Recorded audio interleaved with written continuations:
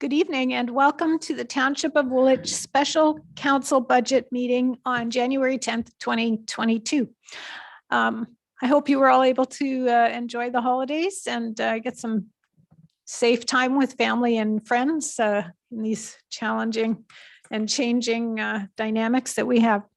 Before I begin, I'll remind Council that this portion of the meeting is being recorded and live streamed to YouTube. And I will do a roll call of council for the benefit of the public watching this meeting.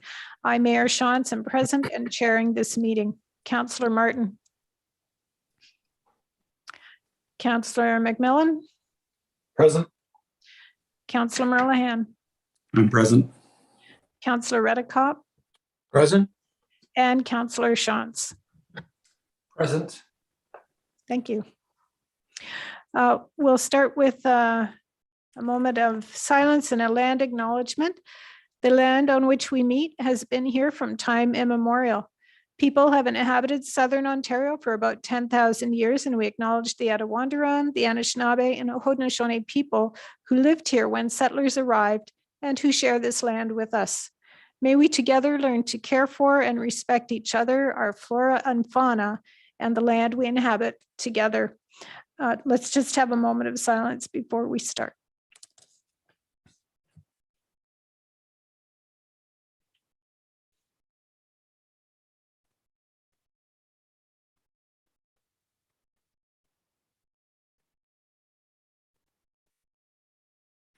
Thank you.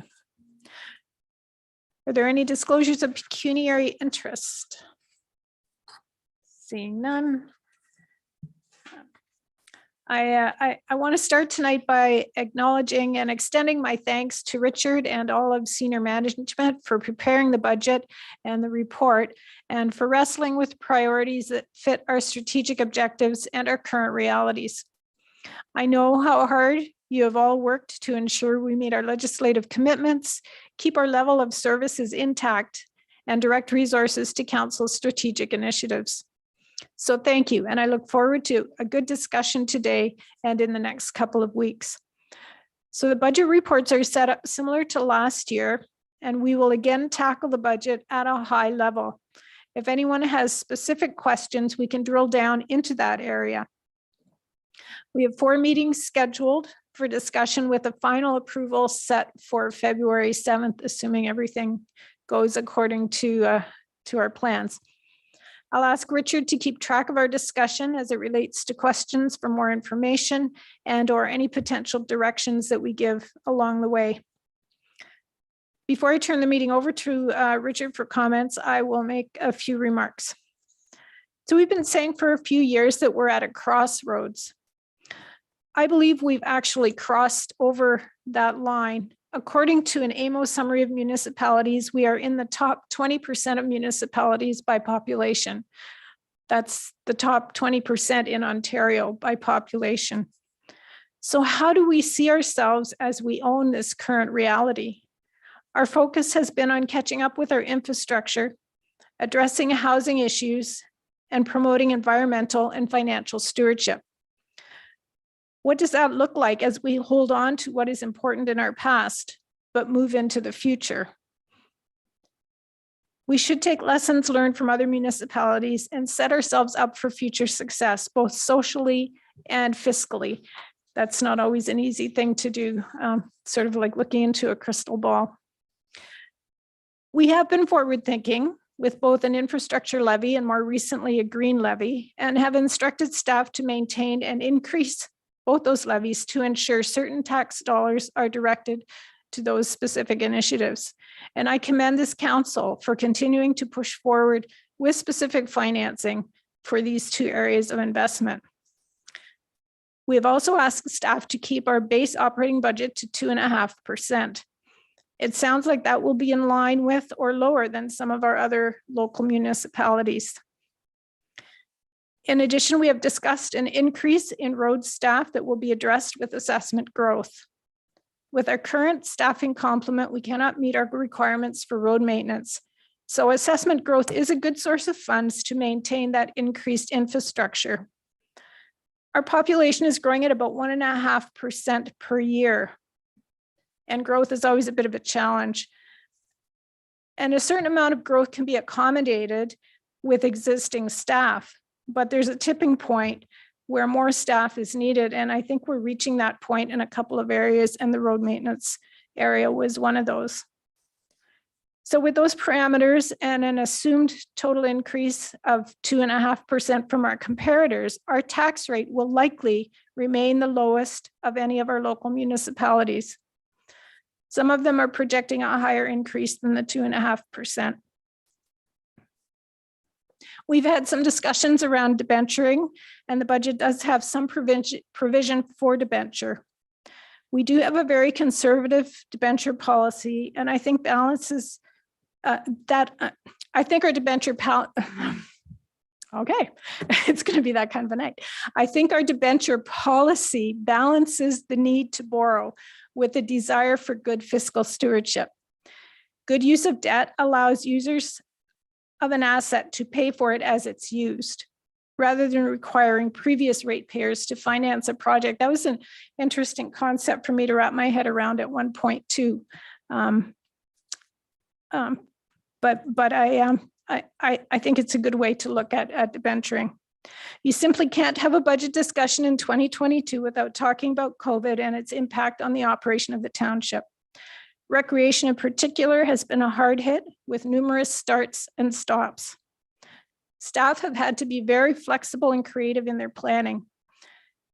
As we hopefully come out the other side of this pandemic, social supports will be more important than ever. David has been working diligently with our social service organizations across the townships, Woolwich Community Services, Community Care Concepts, and other committees to ensure we have good social supports in place, especially for seniors, for those who have mental health needs, and for those whose income makes housing difficult to afford. Woolwich is also engaged with Indigenous reconciliation action within the region. And our human resource specialist ensures we are working on equity, diversity, and inclusion policies and initiatives. This all takes time and resources, but is important work. All of this to say that we don't necessarily have an easy job ahead of us, do we, Council? There's a lot of things to balance. It has been a challenging couple of years for everyone, and I want to thank Council for your dedicated commitment to the residents you serve so well. We each approach our roles differently and from different perspectives. I trust we will have an honest, respectful, and thoughtful discussion over the next couple of weeks as we produce a budget and plan that serves our residents well in 2022 and beyond. And with that, I will turn our meeting over to our Director of Finance, Richard Petrick, to introduce the draft budget and start us off. Richard, the floor is yours. Great. Thank you, Mayor Shantz. So I'm just going to share my screen. Hope everybody can see that. I am just going to go through a PowerPoint presentation to kind of introduce the budget from a high level. And then from there, we can kind of start to get into things. And tonight we do have the infrastructure services and development services up tonight. So those are some pretty meaty topics that we're going to get into today. So with that, I'm just going to kind of jump in and get some high level overview of the 2022 budget. So looking at our budget, we're looking at an operating expenditure of just over $21 million. And this is for the likes of all our operating services, with fire services, the recreation, the maintaining of our infrastructure and stuff, not the replacement, but the maintaining of it. The replacement is found in the capital budget, and we have an expenditure budget this year of just over $25.5 million. It's quite large. It's actually, I believe, the largest that we have had in that I'm aware of, if not for a very long time, since I think the last time we went through the capital facilities program back over a decade ago. So all of this leads us to a total levy requirement of just shy of $13 million, and that can be broken out into about $11.8 million for the operating and just over $1 million for the capital budget. So in developing the 2022 budget, as Mayor Shantz pointed out, we're looking at through our F17 2021 budget of about 4.85% tax rate target. That is what Council set for us.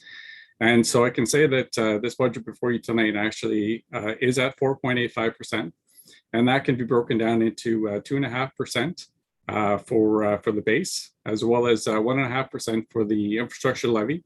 That will actually garner about $176,000 additional, which would put our transfer in the infrastructure reserve fund to about $1.3 million. Also included is 0.85% for the climate action green infrastructure levy. This increase amounts to $100,000. And with that, we would be up to $193,000 going into the climate action green infrastructure reserve fund.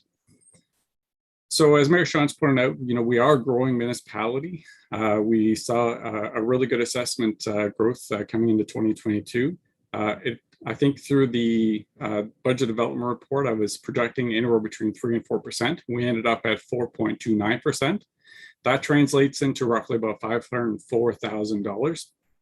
I think the thing to say about it is, you remember staff through the quarterly report updates was mentioned that Impact was doing a catch up on 200 missed residential properties. So with that catch up, as well as we saw other residential properties, multi-residential properties, or a multi-residential property and some commercial properties come on stream in 2021. So that's what's actually sort of getting in behind of what's coming up and making up that 4.29%. I would say I wouldn't expect that to see that in 2023. Because we're not going to see that same catch up. However, I can also say that's also not the highest that we've seen from a new assessment growth. We did have something slightly higher than that, probably 5 or 6 years ago, or maybe even a little bit more than that. But typically we're kind of in around that 1 to 2.5% range. So kind of looking at some of the highlights of the draft budget I wanted to mention. I think, again, as Mayor Sean said, we're still within the COVID-19 pandemic, and this really still is factoring in and influencing how we developed our 2022 budget. So again, Recreation and Community Services, or RCS, as we like to call them, they are trying or have tried to put their 2022 budget from a perspective of building up their operating budgets back to pre-pandemic levels. That also includes coming up with the revenue projections that they're trying to say, this is what it should look like. So they're trying to ramp up both the operating from the expense side, but also from the revenue side to the pre-pandemic levels. It becomes a little bit difficult to do that because we are still in a pandemic right now. Our recreation facilities are closed, so that is going to have an impact on us. We were very fortunate that even last year we received the COVID-19 recovery fund, received just shy of $447,000. That money came to us, and we found out about it after we passed the 2021 budget. So the other thing to say about that, though, is I think you recall, at least in the third quarter report, I was talking about how that report, while we were still in a surplus position, didn't include any of the $447,000 because we were trying to keep as much of that as we possibly could going into 2022. So the 2022 budget that is before council has $265,000 from this grant that is in there. So even from that still leaves about $180,000 that hasn't been allocated for yet. We're still going through the 2021 year end. It doesn't look like we're going to need to do that. We're not sure if we're going to receive any additional provincial funding. We hope that we would, which would then help us as we get through 2022. But I think the debate that we've been having from the staff level is, while we're in a surplus position, we did lose a lot of recreation revenue, or we forgo a lot of recreation revenue from last year because of all the shutdowns and the startups and the restrictions that we had. So even with that, I guess from a staff level, we've been looking at this grant from two ways. While we've allocated $265,000 into the 2022 budget, as I said, it leaves about $180,000. And the thought is should we still leave that available for use in 2022, or should we include it in our 2021, which should bring up our surplus to the level that we believe it should be at. And of course, our surplus in 2021 primarily is being driven by the supplemental tax that we received in 2021. So it's something we'll be wrestling through as a staff as we go through not only this budget process, but also as we go through year end. From a COVID-19 perspective, one of the things that's still in the 2022 budget is a $56,000 that Council put into the 2021 budget for the Woolwich COVID-19 Relief Fund. So while it is still in the current budget, as the budget report indicates, staff are looking at whether Council would support allocating $10,000 to $15,000 of this to further implement the Elmira Community Improvement Plan, or the CIP. So far through the CIP implementation, the Elmira BIA has been funding that. From a township, we haven't put anything into it yet, but it is something that staff would like to start investing money into this plan to help our Elmira downtown businesses recover as they go through this pandemic.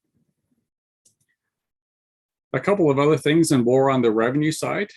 So in 2022, we did see a decrease in our Ontario Municipal, Ontario Municipal Partnership Fund and Infrastructure Fund, Partnership Fund, or OMPF. Again, we're going to see about a 0.49% decrease into the 2022 budget. That's a 15% drop of our OMPF from last year. About $57,000 is what it amounts to in dollars. The thing to point out from that is as we've said to Council in previous years, our OMPF had been going down in these 15% increments for quite a number of years. And even I can say, as the slide says, over the last 5 years, we lost about $409,000. So this is the only significant operating grant that the township receives. And we expect to see that 15% continue to decline until we get down to our base amount, which I believe is about $256,000. However, on the flip side, on the good news side, not on the operating, but on the capital side, is the OCIF, or the Ontario Community Investment or Infrastructure Fund. We actually got an increase of about $783,000. We did hear through the fall economic statement that they were actually going to be putting in an additional $1 billion over the next 5 years. I was not expecting that we were going to get such a large increase. Essentially, what this is doing is it's doubling what we currently were getting. I think we got about $630,000 in the last couple of years. So with that, we're going to be at about $1.4 million. Good news from us, because this is going to be able to allow us to put this money into the infrastructure program. Primarily, it is all contained within infrastructure services, and it's kind of split between the capital paving projects as well as the industrial drive.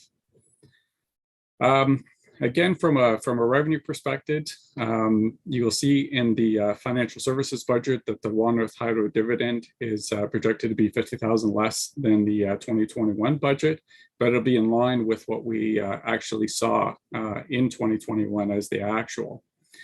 So a couple of things to kind of head off on that. So, as we know, we, as this council and councils of Kitchener, Wilmot, Wellesley, and Waterloo approved that Water North Hydro and Kitchener, Wilmot Hydro would merge.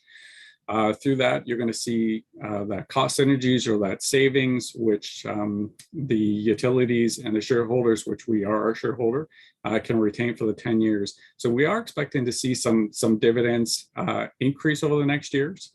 But we won't see anything from that until at least 2023. At least from my understanding, we won't see anything that, at least, as I said, until 2023. But one of the things we've talked about previously with Council is whether we should start putting some of our Water North Hydro investment monies into different reserve funds. So while we are projecting a decrease in 2022, as we get into 2023 and beyond, we may want to look at saying, let's keep it at that level, start to put anything we receive above and beyond that into other reserve funds based on the priorities that Council so chooses. And then even in future years, we may want to look at even taking more out of the operating budget and continue to put more of that into other reserve funds. So as Mayor Shantz also said, contained within this budget is an additional 4 roads operators. It's including both their labor costs as well as the equipment costs. So the equipment that they would be using to continue to maintain the infrastructure that we have. And this is being funded from our new assessment growth. So both the labor and the equipment costs are being funded from the new assessment growth. That is what we are proposing to do in 2022. Those things, these positions will be starting in June. So Mr. Poupe, when he goes through his infrastructure services operating budget tonight, he can elaborate a little more on that. The other one from a staffing perspective, and it's contained within the budget report, is the volunteer firefighters. We did a wage review, and the fire chief is proposing to do a 3-year plan. And this is a 7% increase in each of the next 3 years on the hourly wages for volunteer firefighters. Previous to this, we were doing 3% increases. And what we were trying to do is at least we believe through this next 3 years at 7%, we will put ourselves at least on par with our neighboring townships from a volunteer firefighter hourly wage perspective.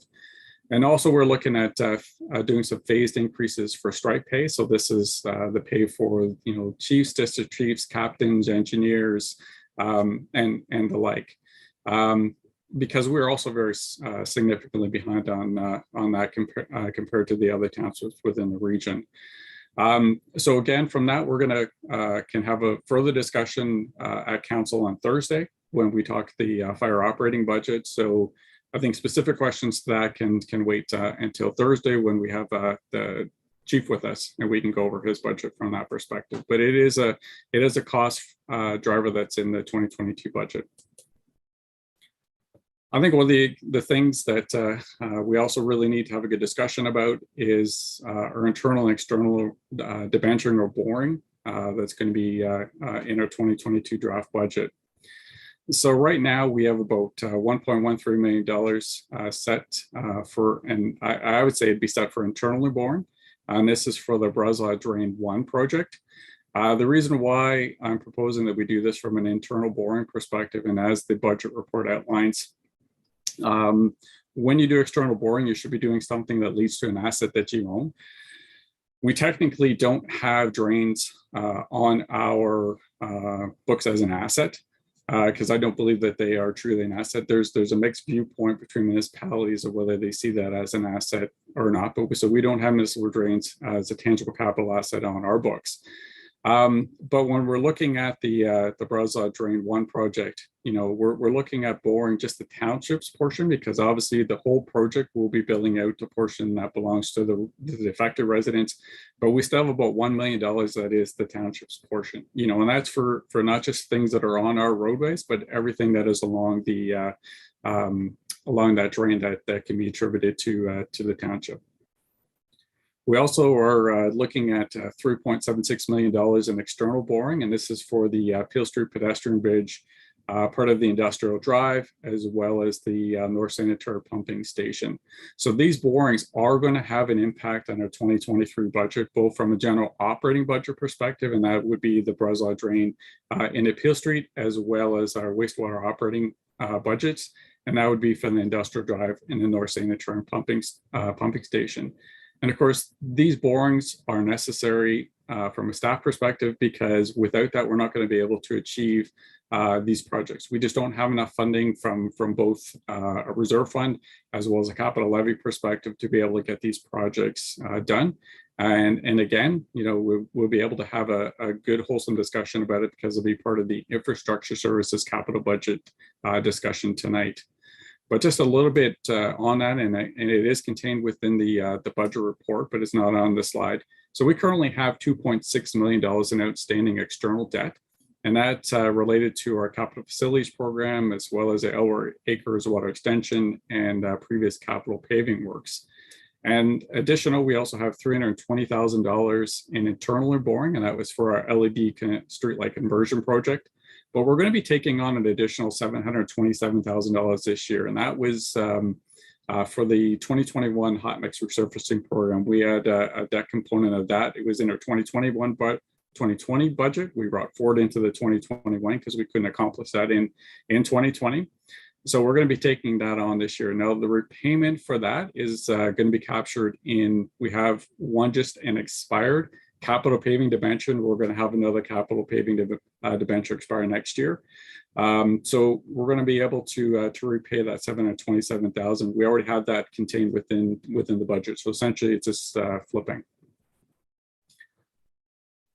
So even from that, even from a debenture perspective, still want to highlight the fact that we had on our books debt per capita about $230 per capita, $230 per capita. But that was in 2009 dollars. So if we inflate that up to 2021 dollars, that hits about roughly $289 per capita, and that could work out to about between $8 and $8.5 million in borrowing if you're looking at current projections and current population. So where does this all lead us? So this leads us with a 4.85% with an increase of $45.75 for the average residents assessed at $418,000. I think a couple things to note for council. So 1% tax rate increase equals about $9.43 to the average residential property. And that's again of that $418,000. And again, on the 1% rule, so 1% tax rate equates to about $117,000 in additional tax funding into the budget. And I think as Mayor Shantz pointed out, we have a couple of neighbors that have a couple of neighboring townships that have also indicated that their budgets are going to be at or even higher than our 4.85%. What I've demonstrated in the budget report is that if we assume these people were still just going to be at our base rate, about 2.5%, we would still be at the lowest tax rate in the region. So again, just to go over the timeline for tonight, we're going to be talking infrastructure services, both on the operating and capital perspective, as well as we're going to go over the development services operating budget tonight. Then we'll move into the fire, as well as recreation and community services on Thursday. And next Monday, we'll get into the CIO, financial services, corporate services, as well as your own community and council budget. And then the following Thursday, on January 20th, we'll have a general budget deliberation. So the only thing on this thing that I just want to give council kind of the heads up for is that each department will be doing a short PowerPoint presentation. They'll be introducing their respective budgets. These presentations will be at a high level summary point of view. However, as the mayor indicated, the directors and managers will be here and we can go into any of the specifics that council may wish to get into. So with this, and before I pass things back over to the mayor, if you look at your printed pages for the budget, you see that there are no page numbers. My apologies. I didn't realize I didn't do that before everything got printed and got sent out to you. So as we go through this, we can overcome this. So if council wants to discuss anything really in a specific area, just before we get into it, you could just tell us what sort of department that you're in. Right at the top of the page, there's a department as well as a program area, and that we use infrastructure service as a good example. One of the pages could say infrastructure services bridges or infrastructure services hardtop, loose top. Just let us know kind of what area you're in, and then we can kind of follow along with you at that. So with that, Madam Mayor, I will turn things back over to you, and we'll take any questions that council may have. Thanks, Richard. I wonder, before we get into other questions, if I could just get you, for anyone listening at home, you talked about a percentage cost based on an assessed value. And with the way property values have been going up, I think there's a lot of misconception on what that really looks like in terms of the budget. And so someone may look at that and say, well, it says $485,000 as or whatever it was as an average assessment, and that's not current. So could you just, for the people at home that may be confused, just give a quick 101 on assessment values? Oh, so absolutely. So I think the first thing, I would say, and it was on one of my previous slides. So if they were to look at their property and say, well, $418,000, it doesn't really compare to me, whether that means that their property is less than 418 or it's much greater than 418. That's why I was given the number that, it equates to about $943. So roughly, it's something you can start to look at and start to relate it to yourself. So I think one of the things that also, I guess, members of the public should be really aware of, especially when we are now going to be getting into a reassessment year. We're going to have, kind of the winners and losers, I would always say, because that happens in any reassessment year. But when you're looking at the value of your house, and you're trying to relate it to this, you can sort of look at that 4575. You can kind of divide that into the $418,000. And that kind of gives you what it would look like from $100,000 perspective, which I can probably quickly do for you maybe right now. Oh, that didn't work. Sorry, I went the wrong way.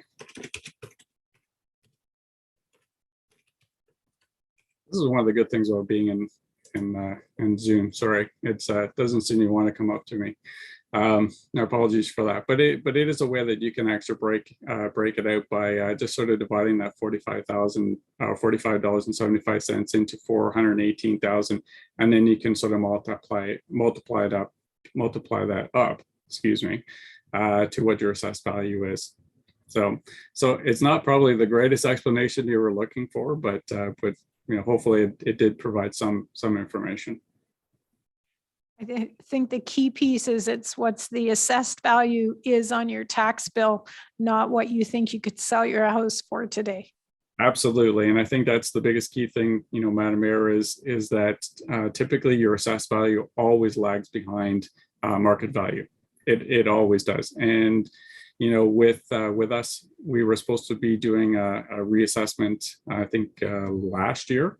But with the pandemic, that decision was made to hold that off into a future year. So that reassessment is coming. But really what that means is your assessed value is back to 2016. I think that is the last base year that you're looking at. So some people, when they're looking at their assessments, are going to say, wow, I can really, especially in this climate, sell my house for way more than that. So everything is relative because, everybody's properties is also, even new constructions, is valued back to the 2016 level. Okay, thanks. We won't get on too much of a tangent on this one. Are there any other questions for Richard before we introduce Jared to look at the infrastructure services? Larry and then Pat, Councillor Shantz, Councillor Merlihan. Yes, thank you, Madam Mayor. How do you want to proceed? Should I just ask a number of questions, or how do you want to proceed? Are the questions sort of in general on the budget, or are they specific to an area? They're just basically in general on the report that we just went through. Go ahead and ask them then.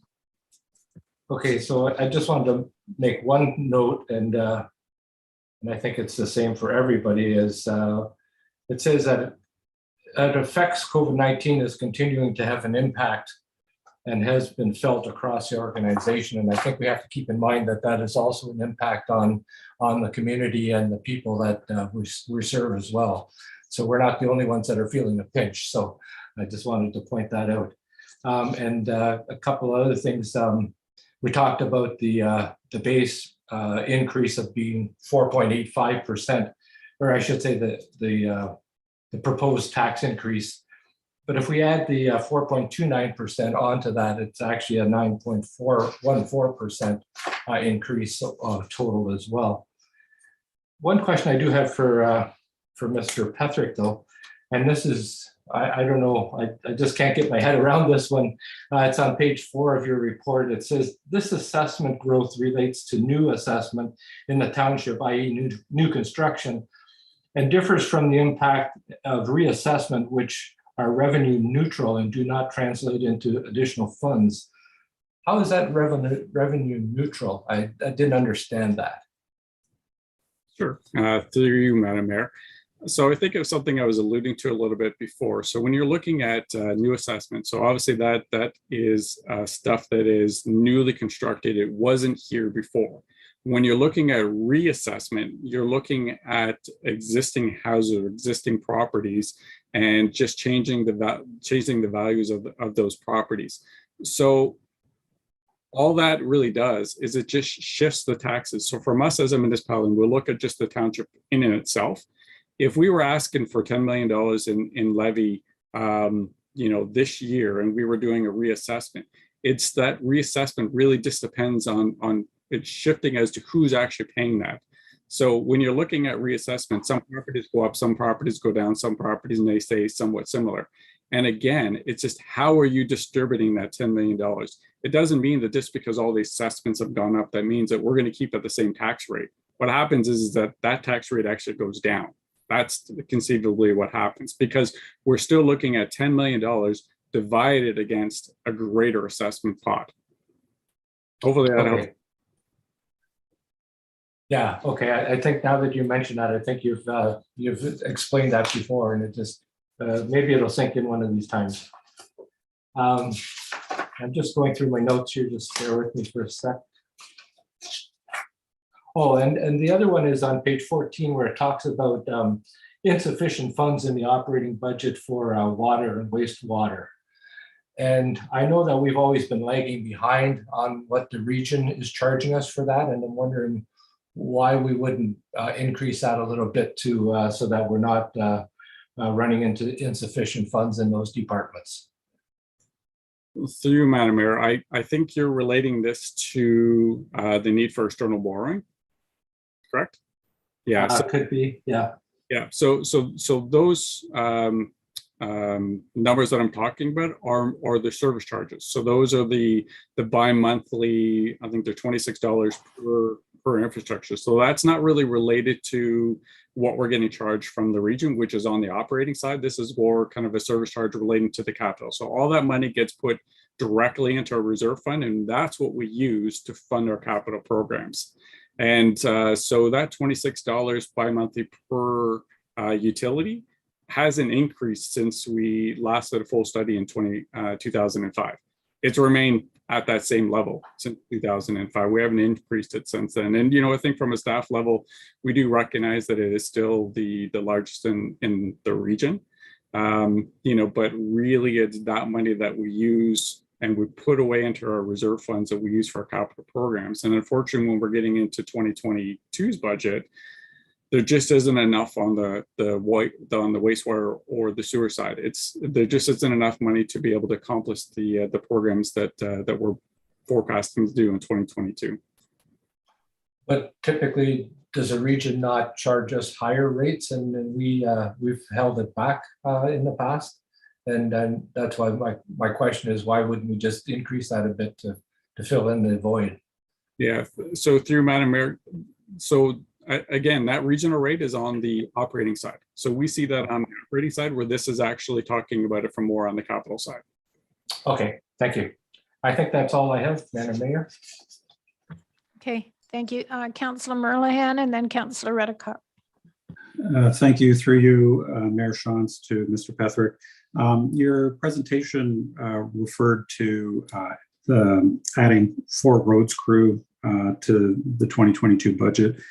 I'm wondering, can you tell me how many new staff positions are being added to the operating budget overall? Will the staff complement be more than 4?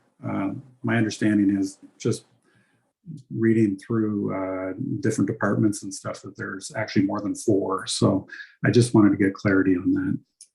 Yeah, so through Madam Mayor. So I think the thing to really recognize is between 2021, so the ending of 2021 into 2022, we're proposing to add 4 road staff. And of course, that is in the general operating. There are a couple of positions that are being, and you will see this later this month when we talk about the water and wastewater operating budgets.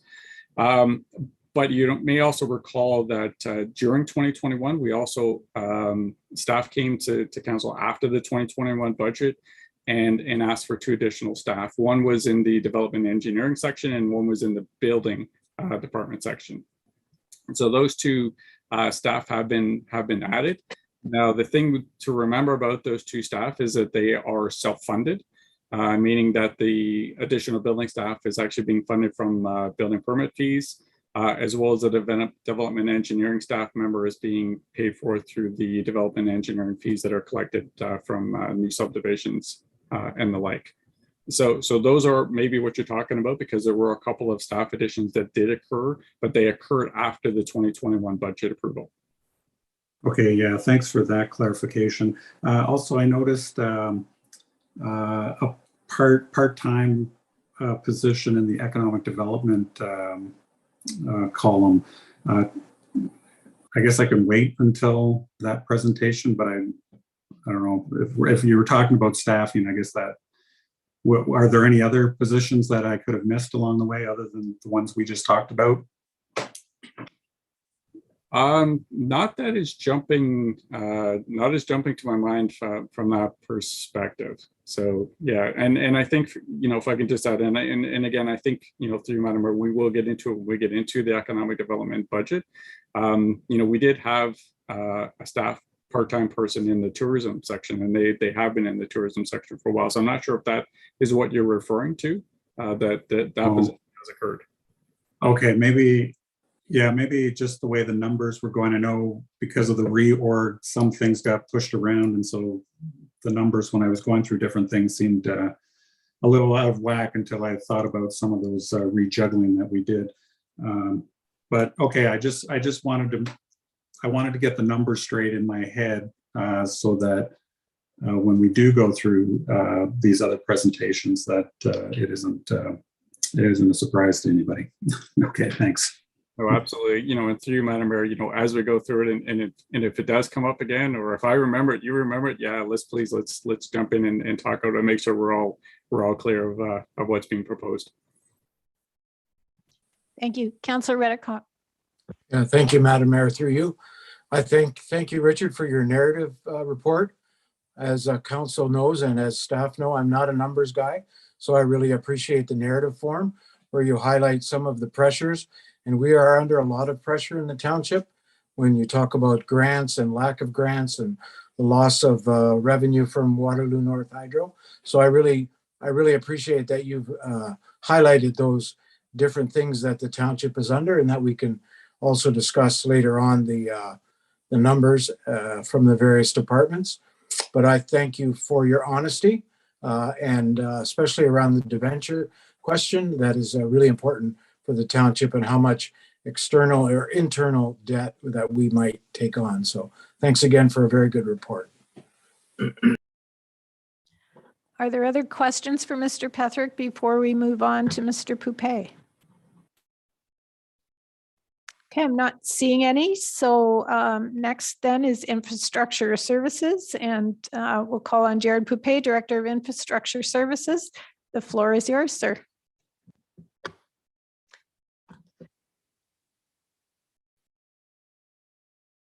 You should unmute first. So I'm going backwards and missing it too. Thank you for that. I went almost all of 2022 without an unmute. So there we go. So thank you, Mayor Shantz and members of council. We have Carter McGuire here with us this evening, and Mr. Petrick as well will be with us to answer any questions that council may have. I'm going to share my screen and start our very brief slide presentation. I think what a common theme that Woolwich is facing in Infrastructure Services Department is highlighting this evening is that through this budget process, it was very challenging.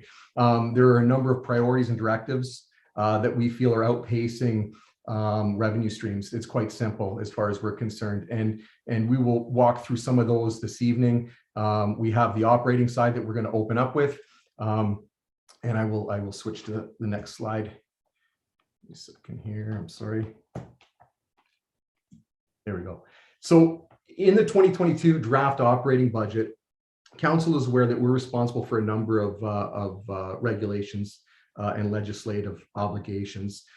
These are just a few of those. The requirements for these obligations are not lessening, they're increasing. There will be more downloading from the province. We're going to see that case in point with the environmental compliance approval is going to be downloaded to municipalities from the province for such things as storm sewer and sanitary sewer. So that's something that we will be dealing with in 2022. That has more of an engineering impact, so not as much of an operational impact at this point. We also are highlighting this year our service delivery and personnel improvement implementation, as Mr. Petrick alluded to, that is going to be captured. We're fortunate for this, as he had mentioned too, that we can capture that under new growth assessment. The cost of that this year in 4 road staff and the associated equipment is to the tune of $350,000. And that is to commence when we onboard in June, which is what we're proposing to do of 2022. There are, on Councillor Merlehan's point, there are 2 additional staff that we are requesting, which will be discussed in greater detail through the water and wastewater budget processes. But one of those is a compliance and administrative assistant that would be full-time at the Public Works Yard, and an additional water and wastewater operator to maintain our systems. The difficult challenges, and where I guess you could say rubber meets the road in a sense, is that while council and staff were excited to be continuing to endeavor on a gravel conversion program, and we're very good at complying with our surface street program on a 7-year cycle, we have had to pull back on some of those programs this year.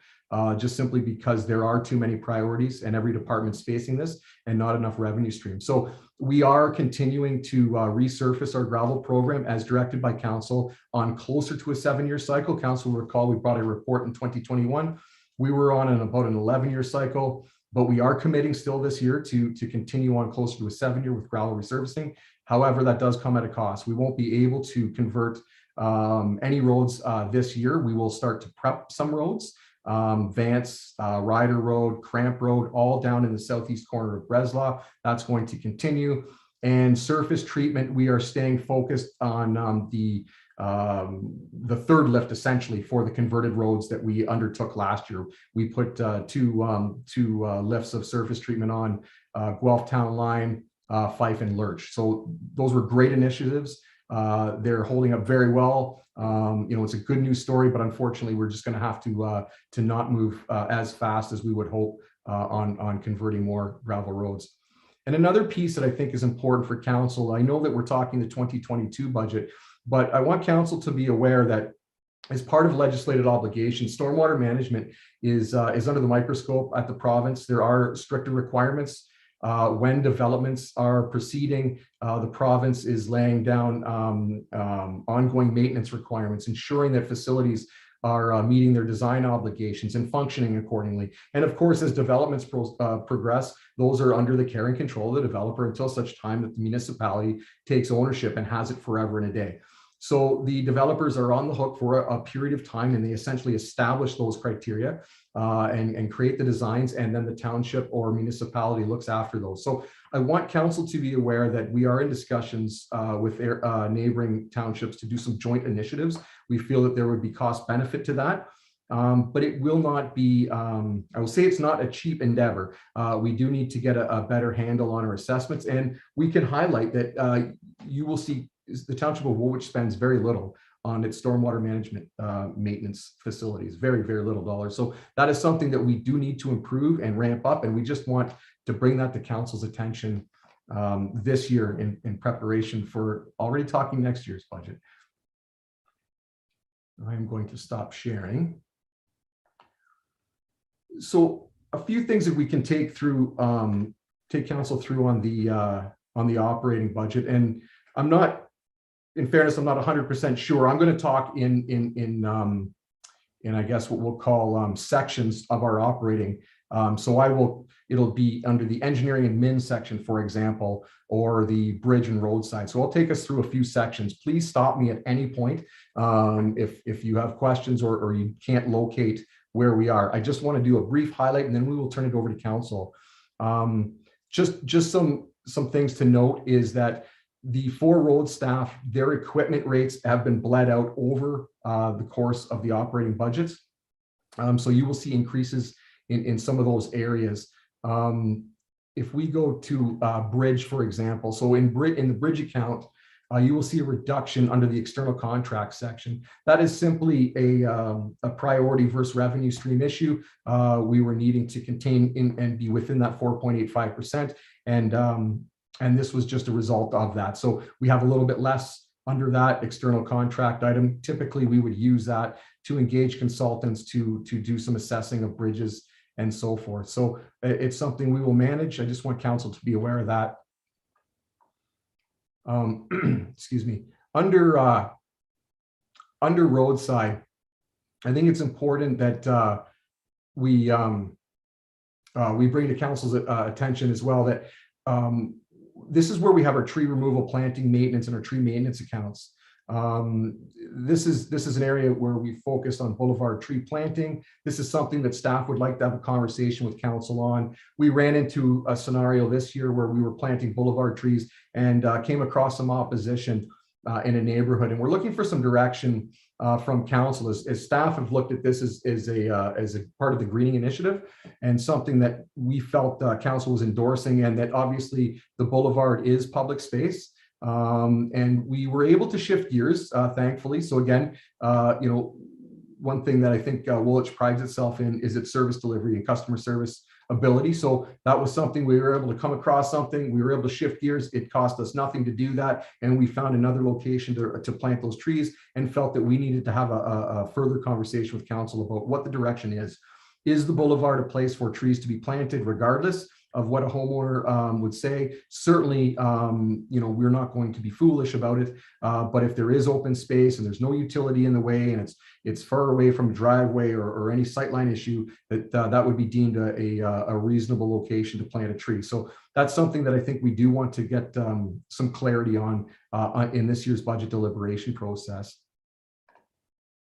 If we go to hard top, this is where we're going to see impacts to our surface treatment program.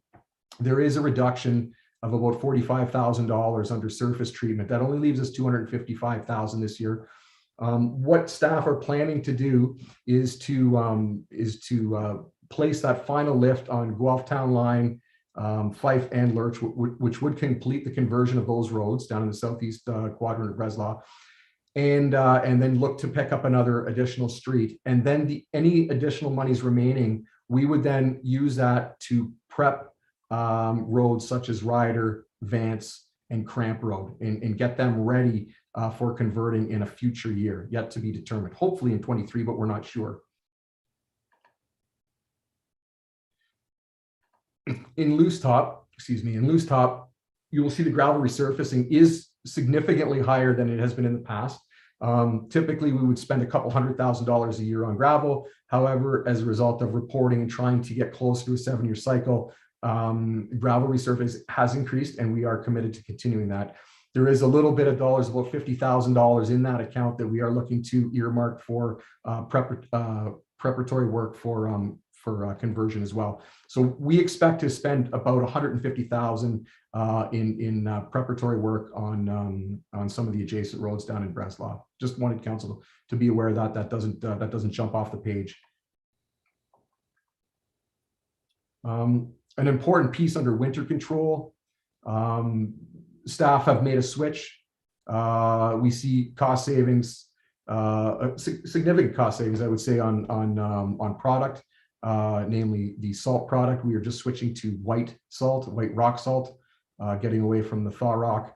There is a cost savings to that, and that's something that we're implementing to be, I guess, to try to stretch that dollar, we'll say. Under the safety account, something we do need council's direction on. In the external contract section, we're showing about $23,900. And that is to partially fund our need under minimum maintenance standards for retroreflectivity of signs. So annually, municipalities are responsible to test and make sure that their signs are functioning. They have the proper reflectivity at night. We are doing basically township wide because we are deficient in this area. And we're asking council, there's about $12,000 remaining in the 2021 budget that's unspent.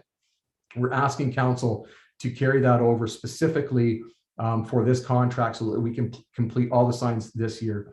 Then going forward, we'll be on a program where we'll only have to do our regulatory signs, and every few years we can do other signs. But it has been a while since the township has actually done this on a broad scale. So we just want to sort of get a baseline again and carry forward, but want council to be aware that the RFP came in at around 33,000 total. You will see some increased numbers for labor, for equipment, and material for signage. This is something, again, that we have struggled to implement. We've done ball banks, which is just essentially assessing your roads for warning signage, vertical curves, horizontal curves, that sort of thing. So we have done that assessment, and staff have been working on that. The problem is, because of our resourcing in operations, namely in the roads department, we're very reactive. So we don't have enough staff available to send a crew out to do the signage. If something comes up, we got to jump and move to other projects. So it's really hindered our ability to address this important piece. This is under the safety tab for good reason, and it's something we really need to, I'll say, kick over the goal line. So this is a great help for having additional road staff. We can now dedicate some staff to stay on this important initiative and get this done, hopefully this year. If not, it won't be much to do next year. It is quite an undertaking, though. It takes a lot of time. You have to locate. There's always all kinds of requirements. You got to brush ahead of time too. So it's not as simple as just throwing in signs. I want council to be aware. There's a lot of preparation and planning that goes into this initiative as well. I apologize here. I think those were the big pieces that we wanted to bring to council's attention. As Mr. Petrick had said, and Mayor Shantz had said, we were able to talk about anything that council may have questions on. Both Carter and Mr. Petrick and myself are here to answer any questions that council may have. And with that, I think I'll turn it back to you, Mayor Shantz. Thank you for that.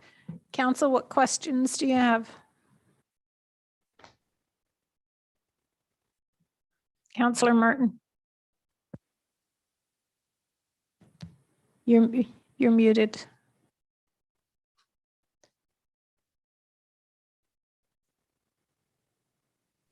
How's that? There we go. That's better. There Thanks. we are. Sorry. More of a comment than a question. I'm very disappointed to learn that we're going to do a reduction of gravel conversion. A few years ago, staff committed to changing 2 roads every year. And so it's going to happen in the last 4 years, we're going to have done 2 roads. That's it, plus a boundary road. Just recently, I saw a chart from our neighboring township to the west. 2/3 of all their roads are hardtop and 1/3 are gravel. In this township, it's the opposite. And we've taken a whole lot more money than our neighboring township. And if we can't switch roads into hardtop at a faster rate than what we're going, there's something wrong with what we're doing. Either our overhead's way out of whack or something. Like, we need to stay on this program and turn some of those roads into hardtop.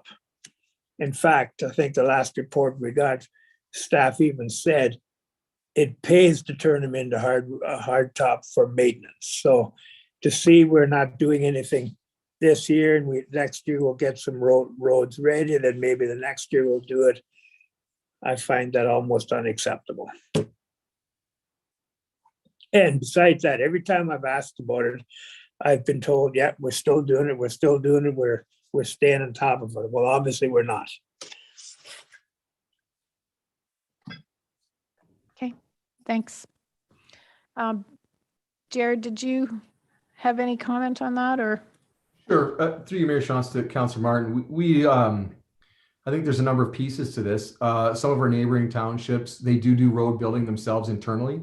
We external contract all of this. That's one fact that is different. And that's something that we need to work on. That involves training, time and energy, and staff resources to do. We think that is important. to be able to start building our own roads and maintaining our own road system on that degree. But that is a major difference that some of our neighboring townships do their own internal road building themselves. So there is a cost to that. And I guess the challenge that we face, we don't disagree. It is disappointing. It's at a slower pace than we envisioned. And I quite frankly didn't think it was going to be this slow this year, this fast. It's not until we start looking at our capital expenditures in keeping with our operating priorities and needs and growth pressures that it just, the revenue stream is insufficient to do it. There's no magic as far as what pays for what. Levy pays for operating, and capital, you were afforded additional resourcing. But we don't disagree. If there was additional funding available, or if there's something, we would be more than happy to do that, because it does pay for itself. To convert a gravel road into a surface treated road is cost efficiency. There's no doubt about that. Okay. Other questions, comments? Councillor Shantz? Thank you, through you to Mr. Poupet. Thank you for the information and the report. I guess I'm going to do the same thing as you, Dan. I'm going to start at the beginning and work my way through it, probably make life easier. So I'm starting on roadside, and I guess the first page. I see that tractor labor mowing is pretty well the same as what it was last year, but yet the tractor mowing rental rate is up to $20,000, $15,000 higher than last year. How does that work? Do we have are we renting tractors that are going to drive themselves, or what's changed that? Through you, Mayor Schultz, I'm going to let Mr. McGuire handle some of the details in the operating side of things. He'd be best suited. Through you, Madam Chair, to Councillor Shantz. The change is that we purchased a tractor this year compared to renting in previous years. So that cost will go from the contracted services into the equipment rental. That would bring that increase there for that. So that doesn't go under capital, that goes under this section here? So for every hour that we use a piece of equipment, and where staff work, we charge that equipment back to the equipment reserve fund. So there's an hourly charge for every piece of equipment that we use. Okay, good enough. Just gonna continue through my notes. I had the same comments as Councillor Martin on the hard top. I saw that it was lowered substantially. If I go into winter control,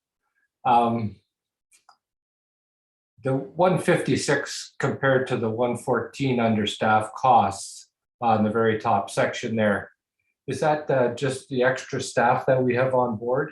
Is that what the increase is? The four new people? I guess that's not starting until June, so that.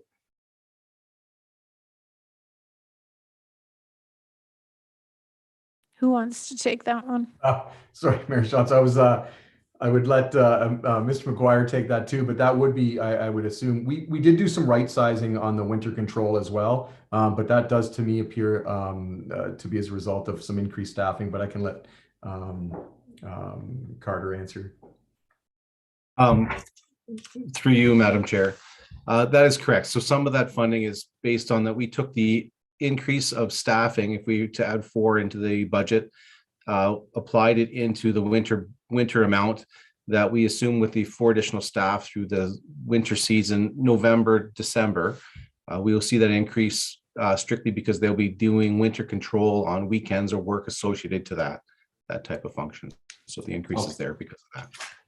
Okay, and then on your new salt program, is that regular salt as environmentally friendly, or why would we use the other salt previously? Through you, Madam Chair. We switched to a bulk salt. That's what we've used traditionally on our sidewalks and our parking lots within the township. We were using a product called Thaw Rocks that had a pre-treatment that was supposed to help it break down faster on the roadway to break that bond between the ice and the asphalt. Because we mix sand and salt within our trucks at about a 50-50 ratio. We were providing a traction product with the sand, and we didn't see the benefit to balance out the extra additional cost on that product. So we've switched straight to bulk white salt for all our winter control. Okay, very good. And then if we go into the safety one, I see the labor cost is almost double, and the equipment cost rentals is almost double it's considerably more than what it was last year. How does that fare together? Through you, Madam Chair, again. That is in direct relation to the ball bank work. We identified that as a deficiency that needs to be acted on. So we've put the additional staff resources into that project. Okay. I think that is all the questions that I have. Thank you. Okay, thank you. Council, any other questions? Councilor Merlehan? Thank you, Mayor Shantz. I guess I'll just kind of proceed the way the rest of them have, starting at the beginning. So through you to either Jared or Carter. I guess generally not getting into specific line items too much. I noticed in a bunch of areas that the actuals and the budgeted items were significantly underutilized.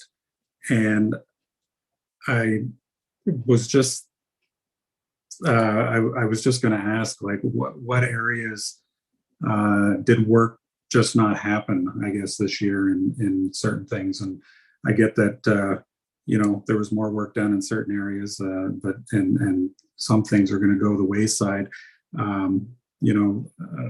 Like road patrol was significantly underutilized, and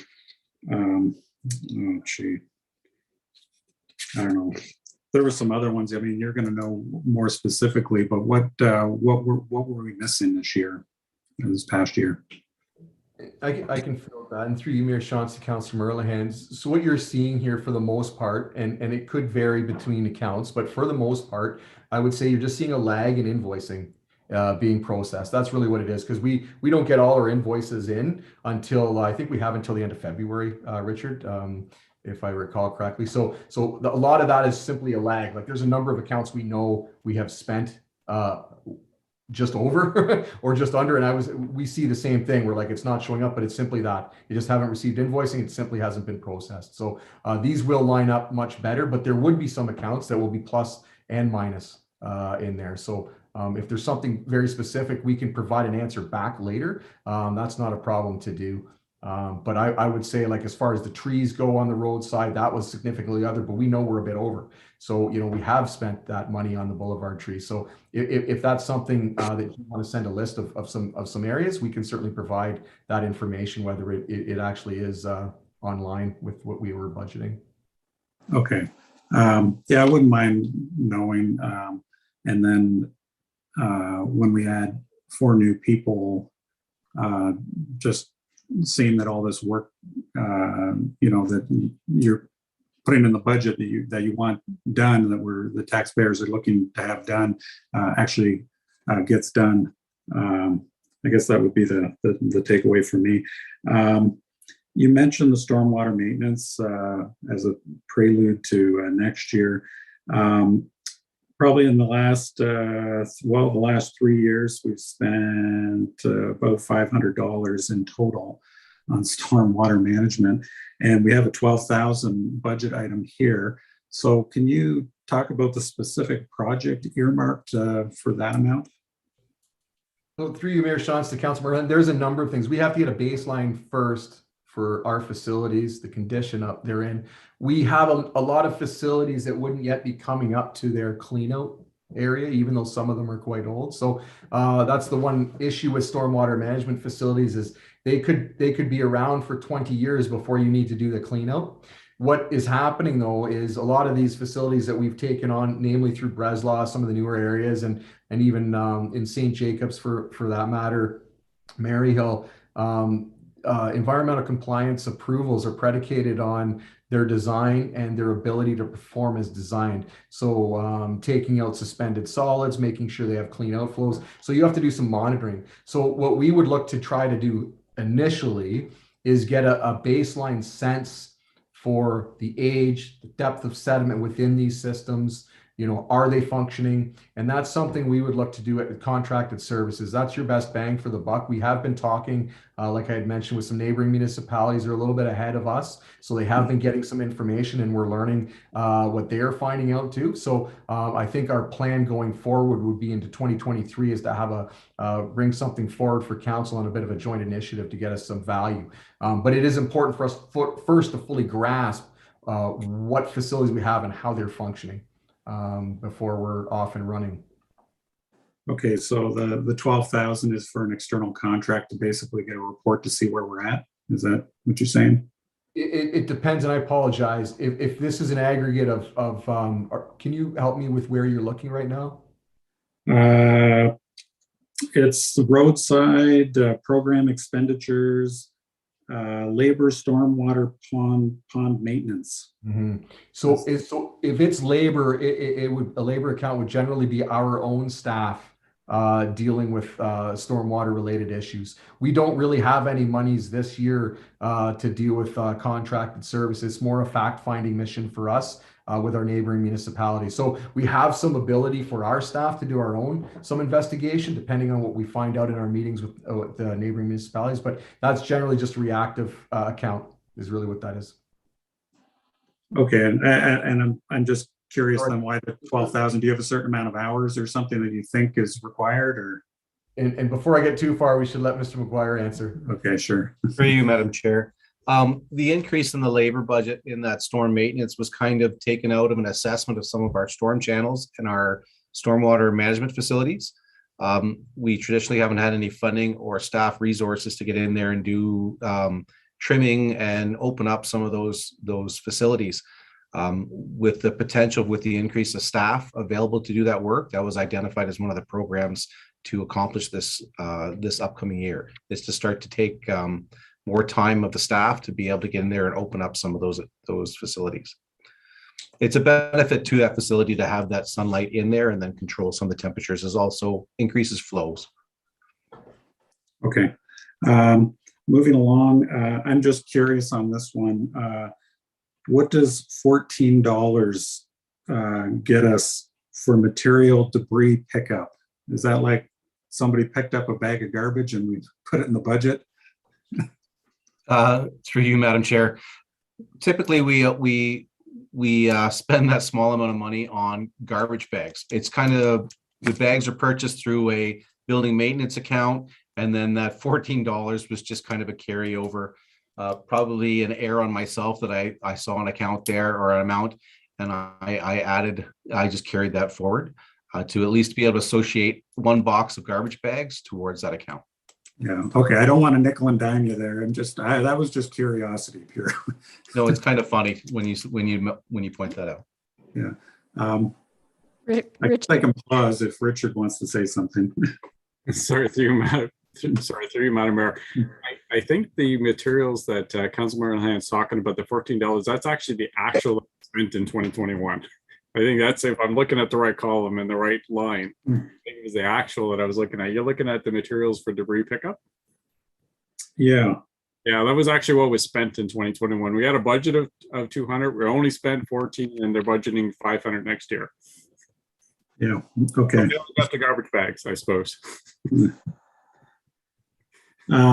Okay, so moving along, I think Councillor Shantz was pointing out the tractor mowing. My question is a little bit different, and maybe it's the same answer. And I noticed that you got rid of external contract for tractor mowing. It went down to 0. Last year it was 23,000, and then I just added up the costs of the increased costs for the tractor mowing and the tractor labor and stuff like that. And it came to about $40,000 in the staffing and associated cost to the township. I'm just wondering then, are we spending $40,000 to save $23,000 by doing by getting rid of the external contractor, or am I reading that wrong? Through you, Madam Chair, the contractor cost was for the rental of the tractor, and in previous budgets, we've carried on a boom mower that we would rent for a period of time to be able to address higher trees or items that the boom mower may be better at. It's a telescopic boom mower that comes off the side of a rental tractor. That money was then put into a potential third cut of our ditch lines. We typically only cut through the township twice a season or twice a year, in the spring and in the fall. But we have a number of complaints that come through for weeds and issues within the ditch lines. So we'd put in for another third cut through the season, which gives you the larger labor. Okay. Okay, that makes sense then. The drainage superintendent, I'm curious about those costs. Last year we budgeted 80,000, we spent 31. Maybe this is one of those, the invoices haven't come in, and now we're doing another 85,000. And I guess if somebody could just speak to that and what the expectation there for the 85,000 is covering. Yeah, through Mayor Shantz to Councillor Merlihan. So we remind council that this is there's a 50% cost recovery with our drainage superintendent. This is a function, and you will see this ebb and flow year over year as pressures mount or decrease with drains throughout the township. So we're walking into a large municipal drain project next year. We got the Elmira drain project looking to occur here as well. So this is a function, I believe, of not getting all the invoicing in yet. I don't know, Richard, if we have received or when we would get a rebate. That probably would flow much later than this, but this would just simply be a function of not receiving the invoicing for the full year. Yeah, to you, Madam Mayor, I don't think we've been billed for at least half of the year, at least half of 2021. We haven't been billed for yet, so we haven't seen that invoice. I think the last time was for, I think somewhere up to like April or May is what we received invoicing for. It's not completely unusual. It's not something that I like to see. I personally like to see them invoicing monthly if they could. But drainage superintendents, they are very busy because there's not very a heck of a lot of them in the province doing this kind of work. So we are expecting to see more invoices coming in for the remainder of the year. And as Jared said, we will be putting in an application to get half of that covered. And of course, from that, we'll just be accruing that revenue back in because we actually won't physically see it until 2022. Okay, then my next several questions I probably are going to assume is probably the same answer. And if it is, you can just say it's the same answer. I have a note here about, again, less work being performed in 2021. And you look at road patching and hardtop repairs. Is that an invoicing thing? Because road patching, the actual was 24,000, budgeted 46,000. Next year, we're going to go almost 65,000. Hardtop repairs, 55,000 was budgeted. And the actual is only about $4,500. That's under, hardtop maintenance.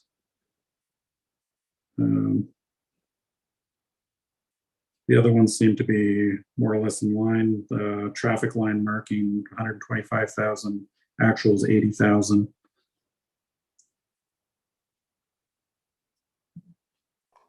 So I, through you, Mayor Shantz, to Councillor Merlihan, can speak to the line pulling is likely we still are waiting for some invoicing because we did that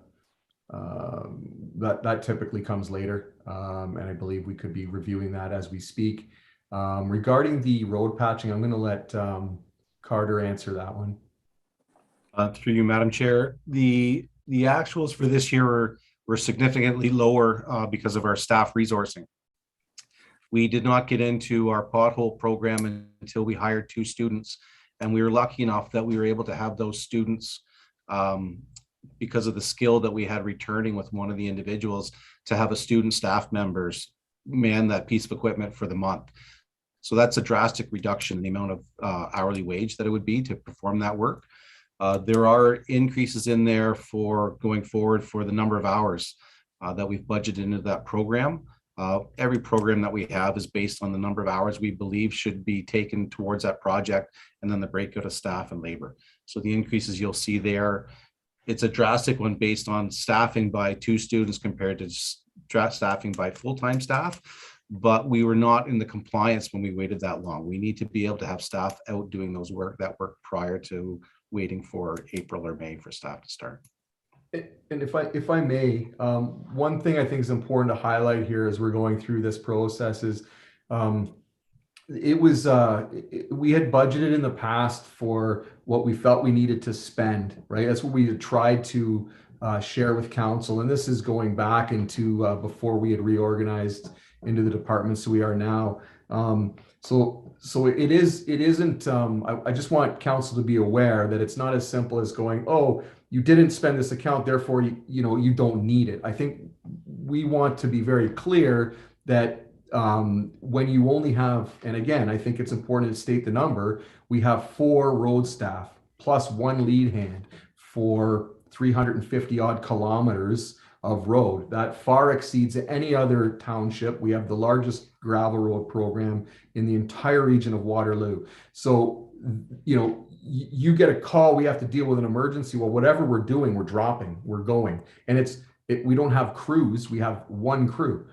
Essentially is what you have. So if you have somebody needs to pick up roadside garbage because you've got a complaint, well, that's 1 person gone for a long time. If you got to attend Breslau, it's a huge geographic area that Woolwich is. So, we could be attending to things all over the township, and without having the staff, that the worry would be that if we deplete budgets based on what we think we are spending actually, we will get less and less done and service deliveries will drop. It's just, there's no, I would say, no magic to that. But it is too bad that, it's not, it'd almost be nice to do budgeting in March to sort of say, hey, look, we've got all our expenditures in. That would help to council's benefit to see generally where we are. But then to Mr. McGuire's point is we should be road patching. It's not that we didn't have potholes to repair. We had lots of potholes to repair. We have lots of brushing, and we could actually send our entire student complement out all summer brushing roadside in the rural areas, and they could do that for years. So there, I just want it to be very clear that there is a lot to be done, and we aren't able to do it with the resourcing, and hence why this is the first year of the big ask, quite frankly. 4 road staff, we appreciate, is doubling our size. That's a lot to ask. We do understand that. And at the same time, there's a lot of other priorities, and there is only $1 to go around for everybody. So that's the real challenge that we're facing. But I just wanted to be clear about some of that. Okay, just make no mistake, I'm not pointing out that because these numbers are underspent, that they're not deserving of either more money or the same or whatever.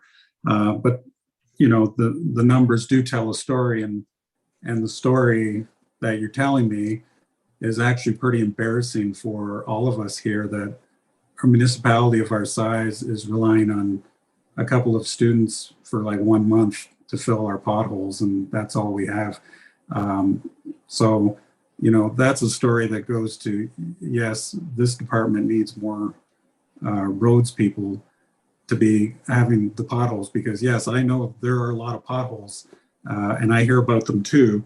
And I was pretty surprised that we spent all of $4,500 on filling potholes last year when, there's definitely more. And I think there's even more on regional roads that don't get filled, but that's not our budget. So to continue on then, another thing, just a comment, the MNR gravel tax of $30,000, I just want to point out that that's a really crappy amount of money that we receive for all the gravel pits using our roads and everything, and that's a very low amount. I'm just wondering, from 2020 we had 40,000. Did a gravel pit come online or something that we received more and then we lost some, or was it just a better gravel year in general? Okay, that's what it is. Okay, Yep. And we're not expecting a good gravel year again, I guess. Is Just being conservative. okay.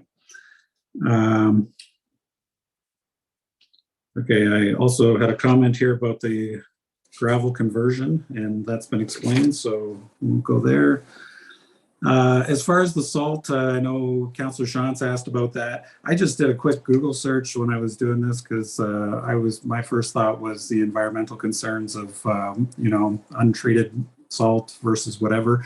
The only thing I came back with was that they said the treated salt is better for de-icer. So is there any concern for public safety by using a cheaper salt product? Through Mayor Shantz to Councilor Murray, no, based on what Mr. McGuire had said earlier, because it's mixed with the sand, that's the traction base there. We haven't found that benefit. One thing that's, we don't always have the spinners running either. That's probably a good evidence of that was today. You probably didn't see a lot of snow sticking to our roadways. We're blowing across where some of the other roadways that were not under our jurisdiction had a lot of stick to them, can create some havoc. So it is, I think we are smart about salt. I think that's the fact that we blend sand with salt. And it was just, we couldn't justify the expenditure, really is what it boiled down to. We didn't see that it was that worth it, really. So white salt with sand mix is a safe product and something that we fully endorse. Okay, moving along to the external contracts, the reflectivity that you were talking about earlier. You said you wanted to do a full study, and you said we haven't done it in a number of years. What did we do in 2019 that was $33,000 on the same line item then? So through you, Mayor Shantz, Councilor Murray, so we had done a study. It was 20, I believe. It was 2019 that we're showing. I apologize. It is actually in 2019. So I can't recall if it was actually 18 or 19, but annually we need to do regulatory signs.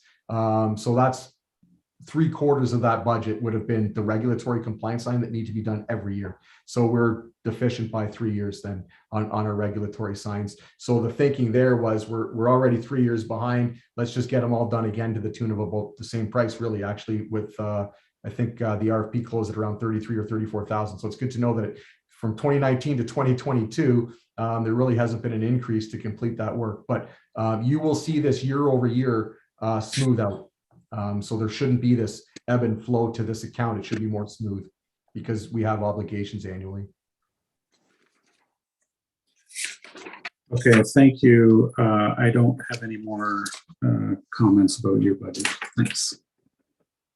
Okay, thank you. Anyone else? Okay, I'm not seeing any more questions. We can always come back to that if you need to. I think next on the agenda is capital, right? So you're back on. Back on, I'll share my slide here.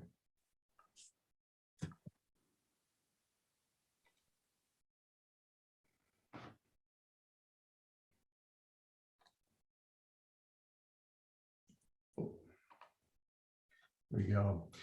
Thank you, Mayor Shantz. So can you continue here? I think a similar theme is just really priorities and directives outweighing revenue sources. So I think some of the highlights: $20 million capital budget. Last year was the largest capital I believe that Woolwich has had. This year exceeds that. The unfortunate part is we were just ramping up our hot mix resurfacing program and our capital bridge program. We should be spending between $2.5 to $3 million annually on hot mix resurfacing program. And you can see, excuse me, that there is a reduction, quite significant actually reduction in our paving. So much so that we're off mark by to the tune of about 1.14 million. As well as capital bridges, we have typically held fast on the 1.7 million. So I would argue that 1.7 to 2 million should be spent annually on the capital bridge program. We are reducing that again this year by 1.04 million. And I can explain those numbers when we get into look at the details. So we are in some way shorting our hot mix and our capital bridge account by to the tune of almost 2.2 million. And the challenging part about that and why this is difficult is because we don't have really a lot of funding sources to inject into our hot mix and our capital bridge accounts. So not only are we reducing the funding there, we also received an increase in both the federal, which is now called this was the former federal gas tax. It's called the Canada Community Building Fund. It doesn't roll off the tongue like federal gas tax does, and the provincial OCIF funding. So as Mr. Petrick had already alluded to, the good news story is OCIF has increased significantly. We were looking at about, I think we were at $630,000 that we used to get from OCIF. And now we're to the tune of 1.4 million, which will be injected directly into the infrastructure services capital budget. So that is a good news story. But again, this is just going to highlight all of the pressures facing us on our capital program. So the other challenge that we are going to have to address is the debenture, almost 5 million. So a quarter of our capital is looking to be debentured. That's significant. And of course, why is all this happening? Growth, infrastructure, renewal pressures. I think Woolwich has done a wonderful job in prioritizing. This is the first year that I can say I've been part of needing to debenture for a reconstruction project. So with that, I will stop the share. I would like to take council through our capital programming. And we have, if you just totaled all the projects that are in front of you on 2022, there's about 40 projects total. Some of those are contained under a larger, such as like the capital bridge and capital hot mix. But if we walk through some of these, so we have some Barnswaller Drive engineering. We are waiting on draft plan approval for Activa. There's a couple things to do there, looking at multimodal transportation. We're really just putting the finishing touches on that project. That is something that the township staff really want to get right. That is a main corridor, and you're going to be having development up against it. So we want to ensure that that is done properly. Bauman Street, College Street did receive council assent earlier, pre-budget approval to the tune of $2 million to complete that. And then there's just some minor work left to complete on Union Street with some of the cellar work there. Reslaw Drain 1 construction. That is a significant project that we've been waiting anxiously for. And you can see that the debenture that Mr. Petrick spoke of, that it's recommended that of the total amount, the township alone is responsible for 48% of that, and we would internally debenture that. And the other funding is caught up in the benefiting properties, which would include the developers. It includes the region. There's some commercial development out there too, and so that's how that is going to be funded. Reslaw Well Engineering in Kitchener, that is the Shirley Ave station. That is requiring upgrades to facilitate the Thomas Field and Empire Home developments. That is something that we have agreed to in agreements. That is something that must occur. You will see that later in 2023 as a significant development charge cost.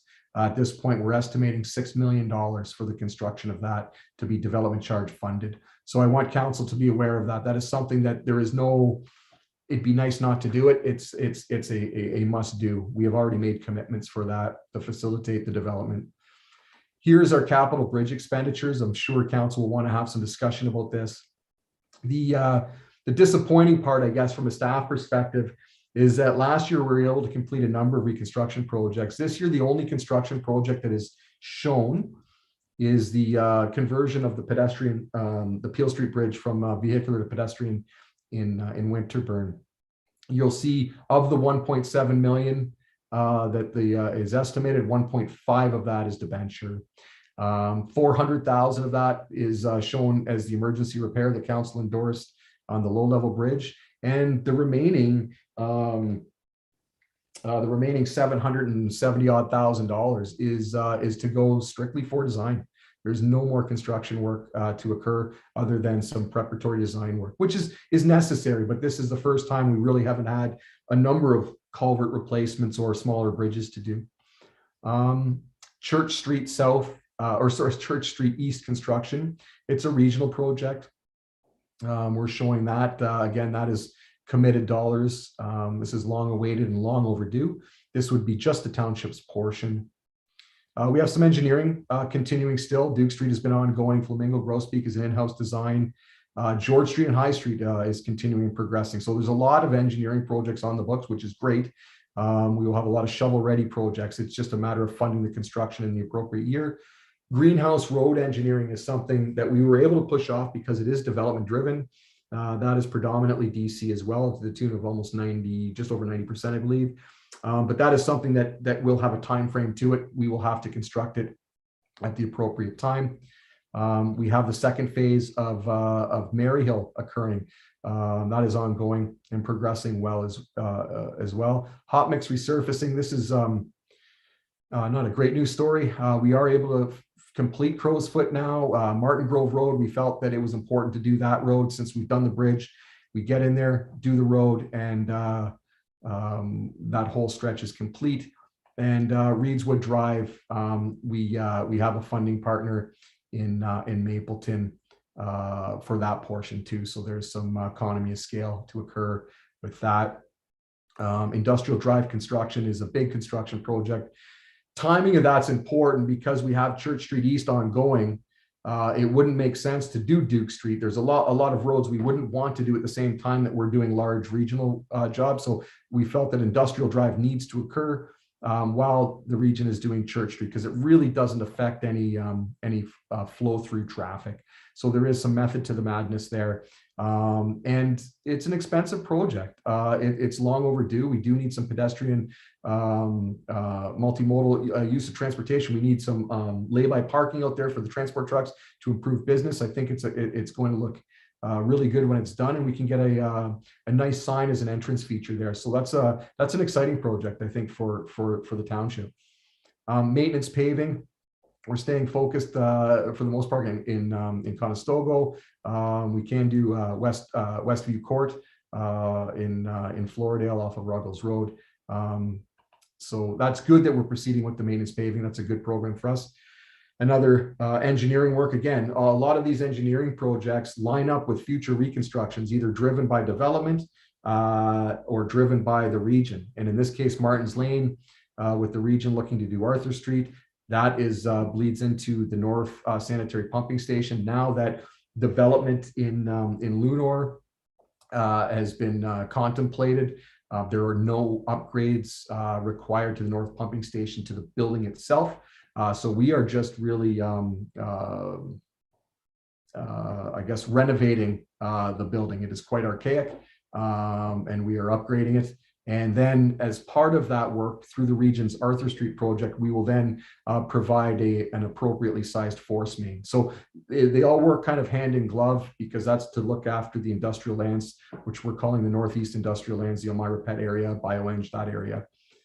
Old Scout Place will finally be surface asphalt. I think that's been on the books for a number of years, but we are completed that work there. So we'll be able to do that under our hot mix paving. And then Queen Street, another engineering project in there. Sanitary lining. We do have to do some lining this year. There is some lining to be done along College and Bauman area, between at least the connector that feeds into the trunk system, and the Breslau trunk sewer as well, that we're looking to do some lining. And then we have some development pressures there just to protect capacity for us for future development in Breslau. That's what you see in the east side lands. Sidewalk repair is pretty common. That some of that dollar will be spent out in Bloomingdale and Sawmill Road when the region does that, which they have told us will occur this year. Then we have Sawmill Road and Snyder's Flats Road. So that is looking to occur this year as well. There are some dollars in there set aside for River Street to improve the drainage at the corner that we had already committed to with the region. And then the rest is to facilitate the urbanization of Snyder's Flats from Sawmill past the development. The street lighting program, that's a significant levy hit. Of the $833,000 that's attributed to the 20 odd million in the capital, 550,000 of that is earmarked for, I guess 450,000 is earmarked for Heidelberg. And that's phase one. So I think that's the most expensive phase. So that's good news. But that is something that we had committed to, and we had put a pause on as a result of COVID, but we've done all the preparatory work. We have design complete, and we will be enacting that work with Council's blessing this year. Water, wastewater network and growth strategy update. I think our growth strategy is 1992. Some would say that would be long overdue. And as part of that, we can look at our water and wastewater network as well. Again, that is predominantly, well, 50% is DC funded. There is a benefit to existing, obviously, to determine our pinch points in areas of infiltration. That will help us in some of Elmira and in Breslau. That is going to be spearheaded by our development services group, but it's shown up in our capital. We don't have a separate development services capital spreadsheet, so that's why we've identified it here. Water Street, Young Street, I&I Engineering. Again, this has been around for a while, and we are making inroads on that. It is a complicated one. I&I is challenging, but we are having success in moving forward with that one. So we feel confident that we'll be able to do the right thing and implement it hopefully next year. Then we were fortunate to receive some upper government funding grants to the tune of about 73.3%. So that's great news, all in the Weigel drain. So you're going to see this over year. There's going to be different work. This is going to bleed into some of our required stormwater work. We were able to take advantage of that through the capital program to get some good information on the Weigel Pond, which is quite a large pond. And then Woolwich Street North Engineering is just a continuation of work that had already started last year. I think it would be amiss of me too, though. I think it's important that I apologize. I'm just trying to find it here.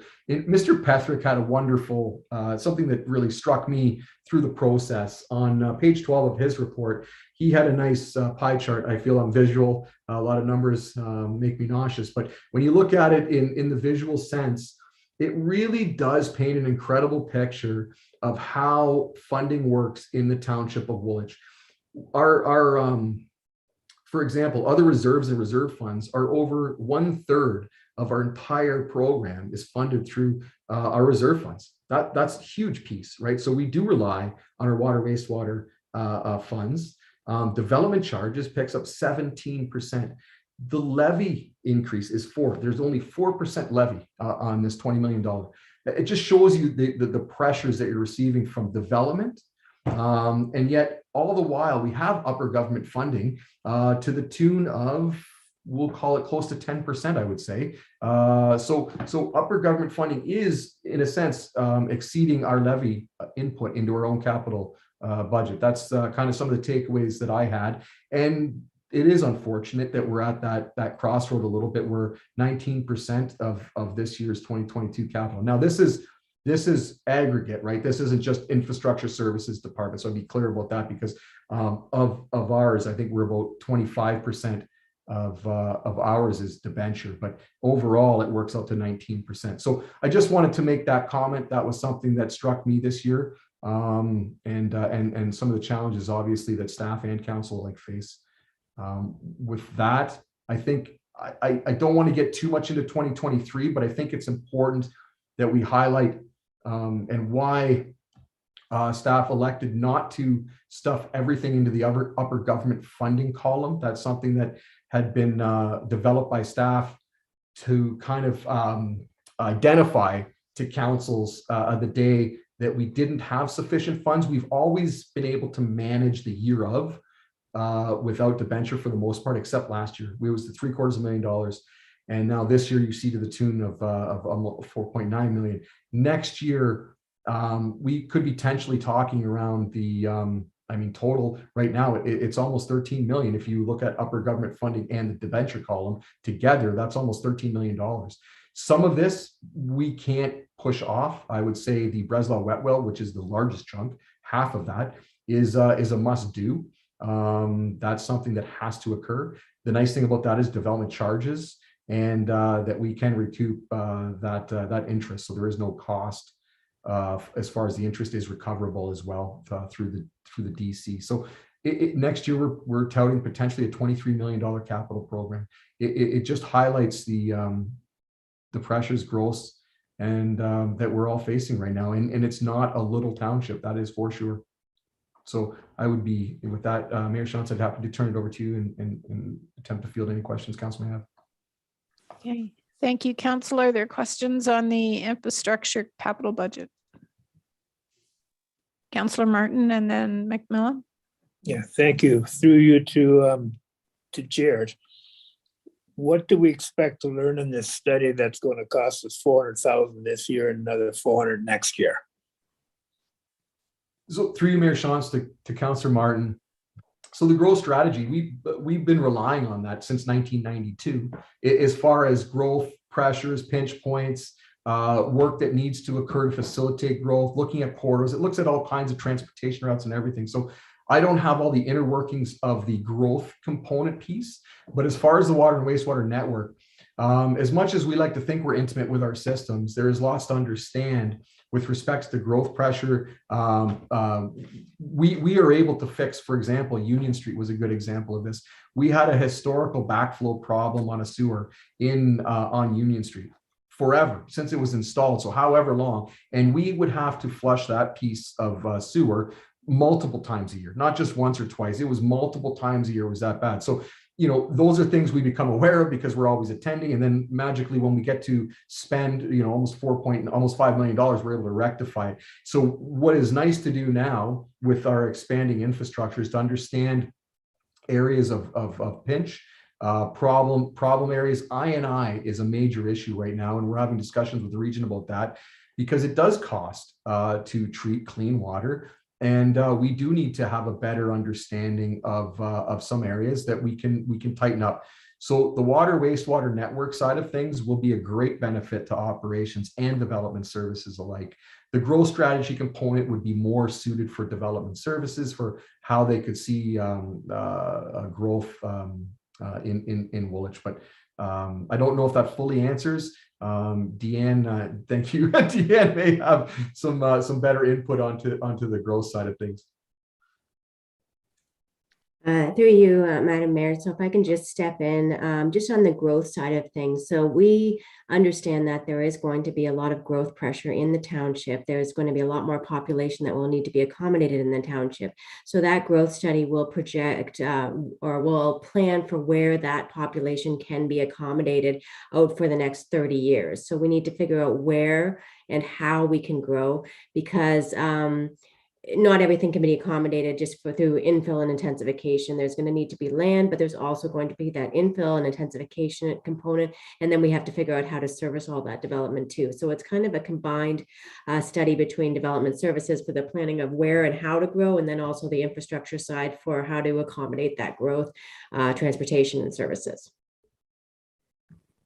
Okay, thank you. Does that answer your question, Councillor Martin? Yep, good. Okay, Councillor McMillan.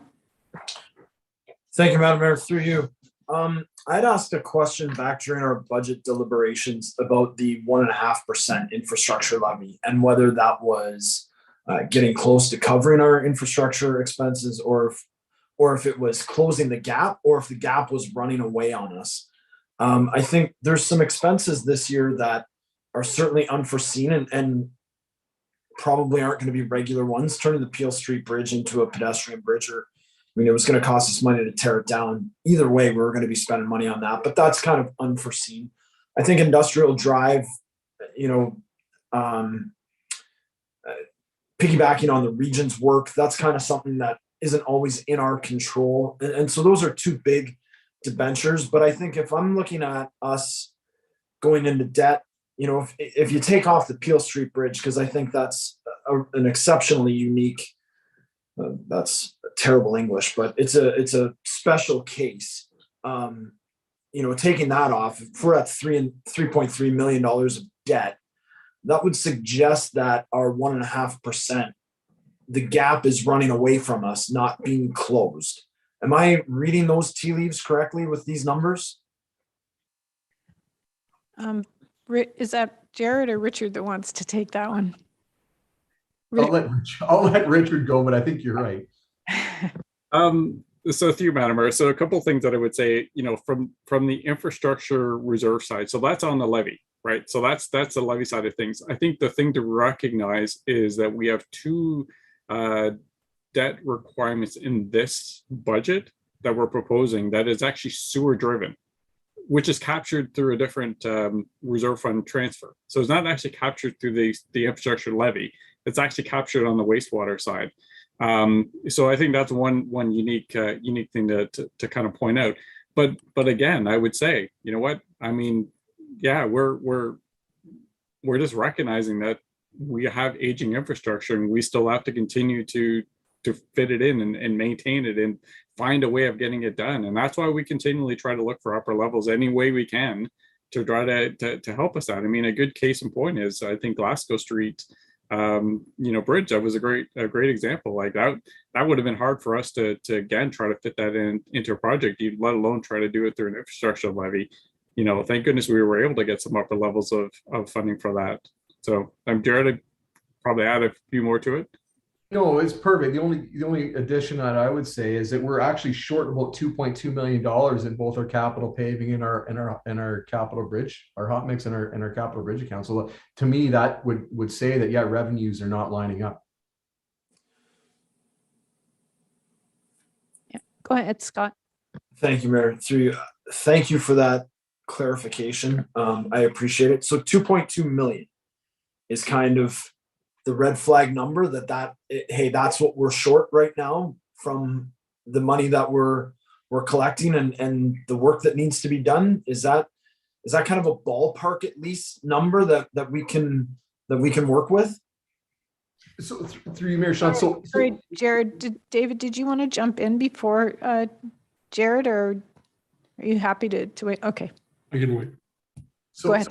Just in this budget year, we are not able to fund those to what I would say your bread and butters, your hot mix and your capital bridges, right, to sustain them to what we need. So that's where we're short this year, the 2.2.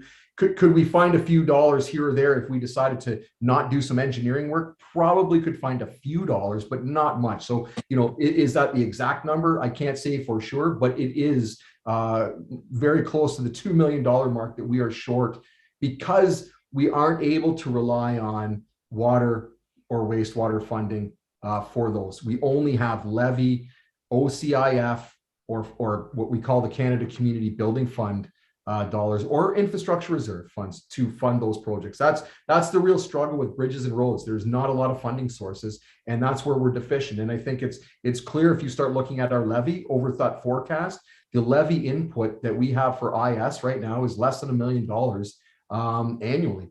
And we're looking at what, 20 million, 22 million, 18 over the next year. Like that's significant.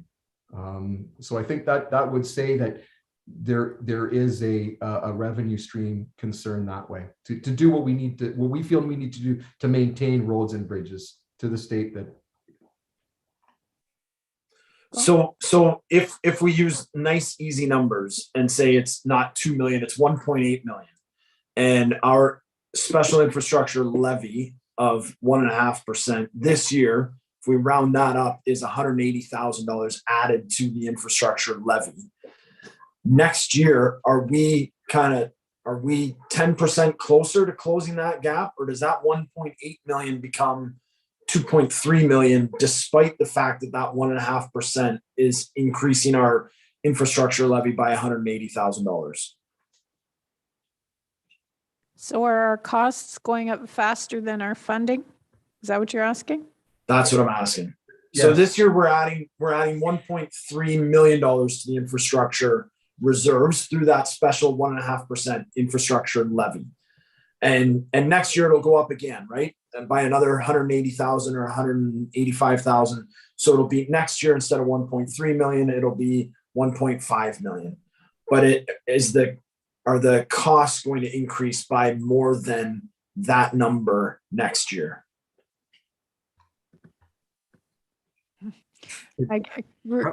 Richard, do you want to jump in? Yeah, through you, Madam Mayor. How about maybe? In this day and age, Absolutely. And there's no wrong answer, right? I just think that we as a council need to know, because I think there's an idea that, we've got the 1.5% infrastructure levy, that our job is done and we don't need to do any more. And I think we need to know whether that's actually doing what we think it's doing, and maybe is absolutely appropriate. Yeah. So again, to you, Madam Mayor, the CPI rate that we're at right now, like, it's just incredible. Like, it's a pretty high thing. But the Bank of Canada, I think I've said it to council before, they're still anticipating and forecasting that it's going to get back into their benchmark of 2%. So that already, if we're still doing 1.5%, they're expecting CPI to be at 2%. I mean, you're already just looking at those two numbers 0.5% behind. In simple terms. But I think the other thing to point out to council, though, is that when we're looking at the infrastructure levy and then in turn the infrastructure reserve fund, it's used for more than just roads and bridges. It's used for like all of our assets. We've used it for, and we still continue to use it for facilities, sometimes for park infrastructure. We've had to use it for some of our equipment in the fire in the past. So it's more than just roads and bridges, because we own more than just roads and bridges as far as infrastructure is concerned. We own a ton of infrastructure in multiple areas.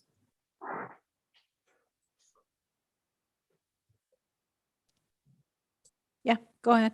And I guess my last question is to council: should we be considering, this is already a tough year, but that 1.5%, should we be moving that to 1.6% with a 10-year plan of moving that to, 2% or 2.5%, so that it can actually close that gap and do what we think that it's doing? I think that to go from 1.5 to 2.5 in 1 year would probably be a bridge too far, no pun intended. But like, if we had a plan to increase that by a 0.1% every year for the next 10 years, now we're getting it to where it's going to be, or where it needs to be.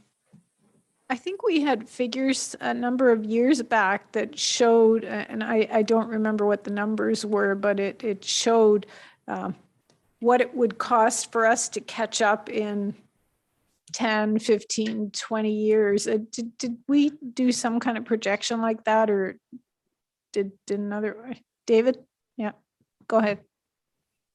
Yeah, I just wanted to jump in through you, Madam Chair, because Councillor McMillan has picked up on a point that I wanted to raise, is that it's very important to recognize that this council and previous councils did support previous staff recommendations to implement an infrastructure levy.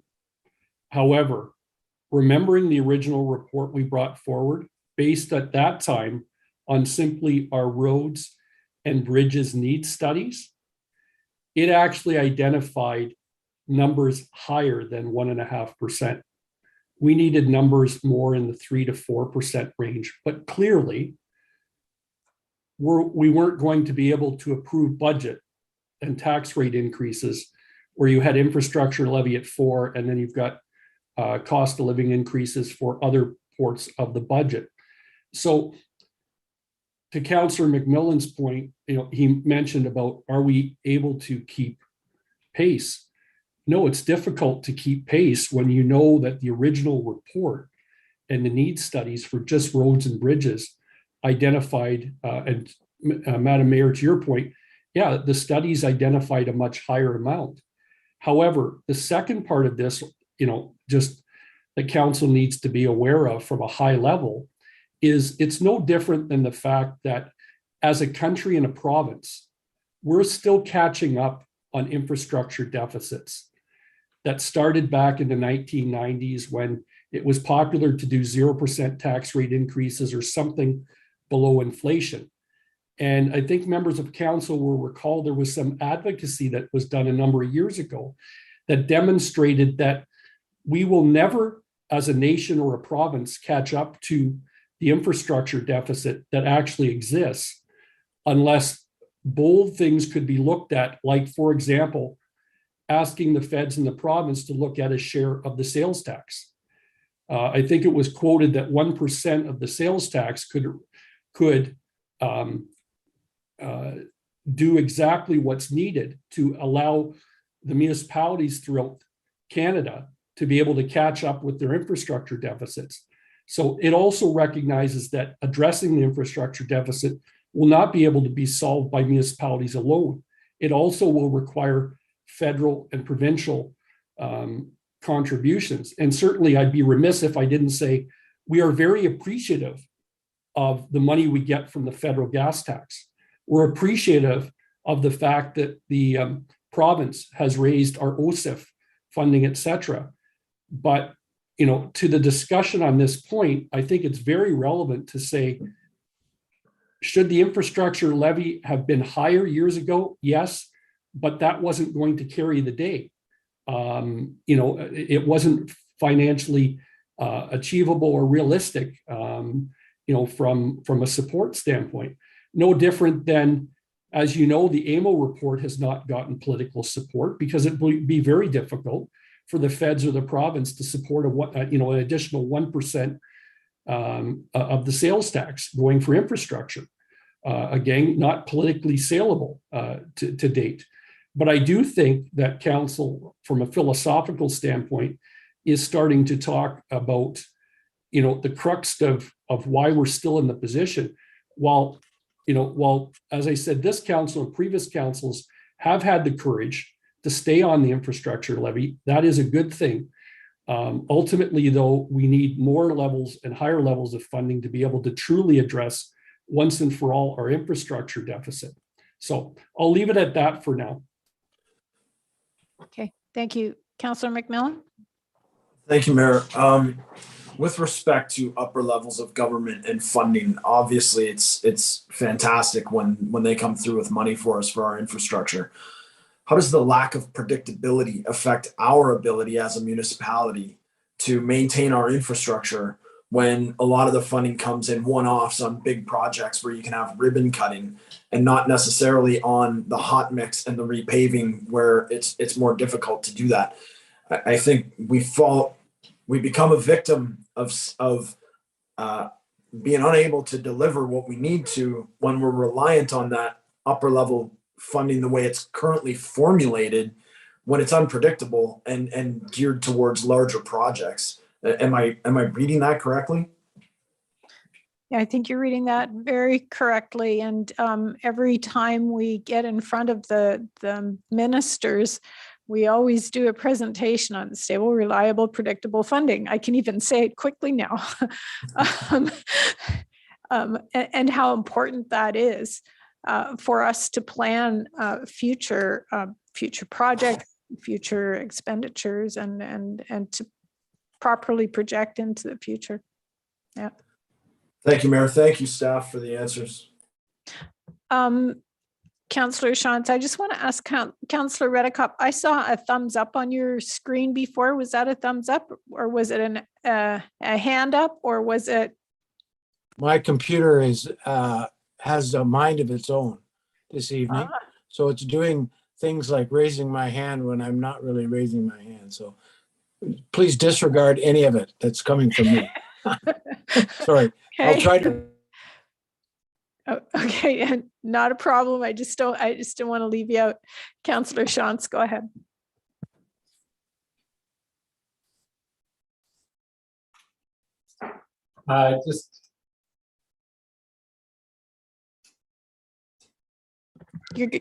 You're good at this end. What am I? Yeah, go ahead. Okay, my computer froze, so mine's doing things as well. So I want to make a comment. I think we were lulled a little bit over the past number of years since I've been on council anyway. Can you still hear me? Yeah, you're good here.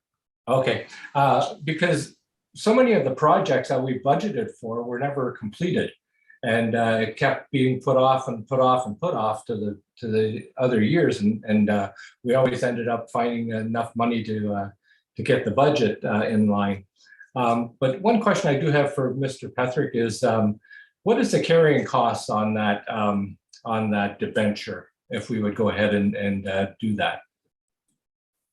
Yeah, so through you, Madam Mayor, I think there's a couple of things that really kind of start to play into that. So obviously the one gets back into what kind of term are you looking for, from the debenture? Are you looking at, anywhere between, probably I would say a 10 to 15 or 20 would be the common one, and then what kind of interest rate are you going to be able to get? Because as we've heard from Bank of Canada, they are still expecting sometime this year, they're going to start to raise interest rates again.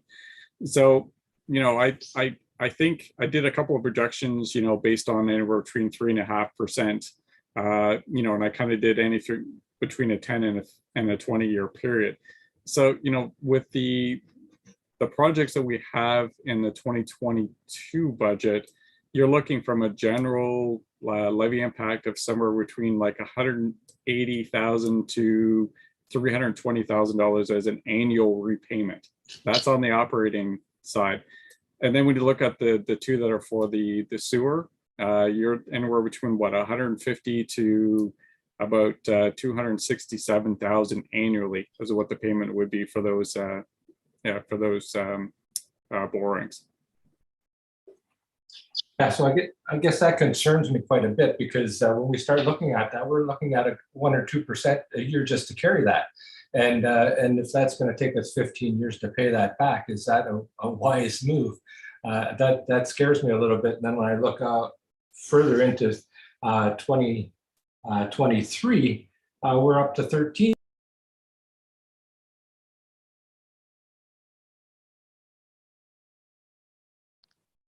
Okay, I think we lost Larry. We're freezing a little bit here. I'm not sure if anyone else is having any trouble.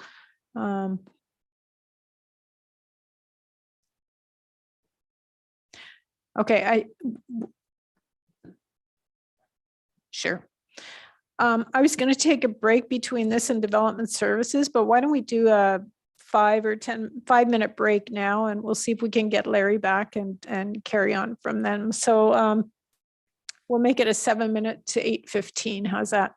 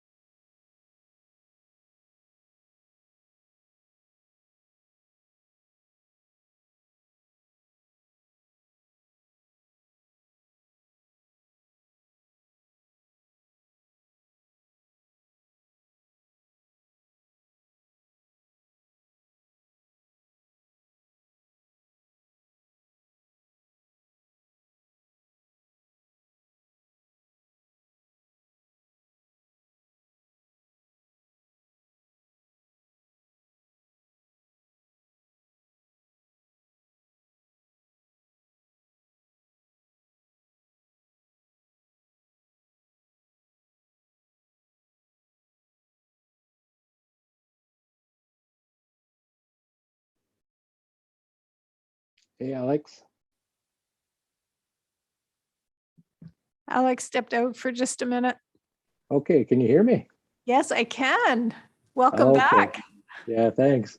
Apparently the weather's really bad out there, so I don't know if that's affecting things or not. No, Lydia it's my just left. it's my old computer. Oh, time for a new one. I'm using a different one now. So, okay, thanks. Okay, yeah, we'll, Oh, now you got both. uh-oh. Okay, I just got rid of the other one. Oh, okay. It decided to come back all of a sudden. I have to wait for Alex and Jeff to come back from their break, so. The weather is bad out there. Yeah.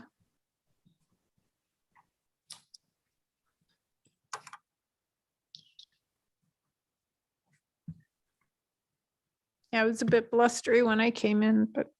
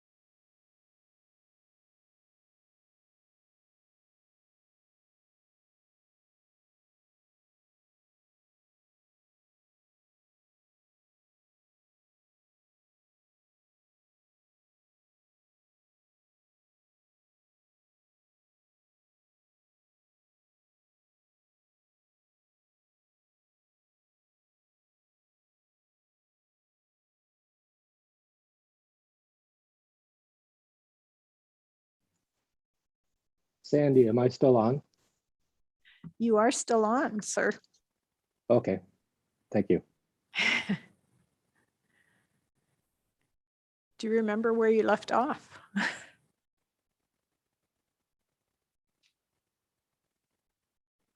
You're muted. Didn't hear that. Maybe you didn't want us to. Yeah, Steve Jobs is giving me a hard time here. He'll do that sometimes.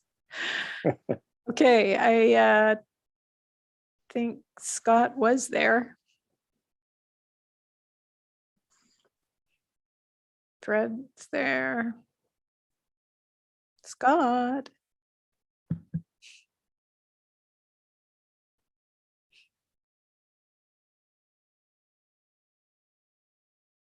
I saw him walk in, didn't he? He was back in, wasn't he? There he is.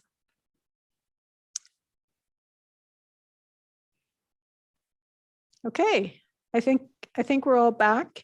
And Councillor Shantz, if you remember where you left off, you can you can carry on, and we'll finish up the capital budget and then move on to development services.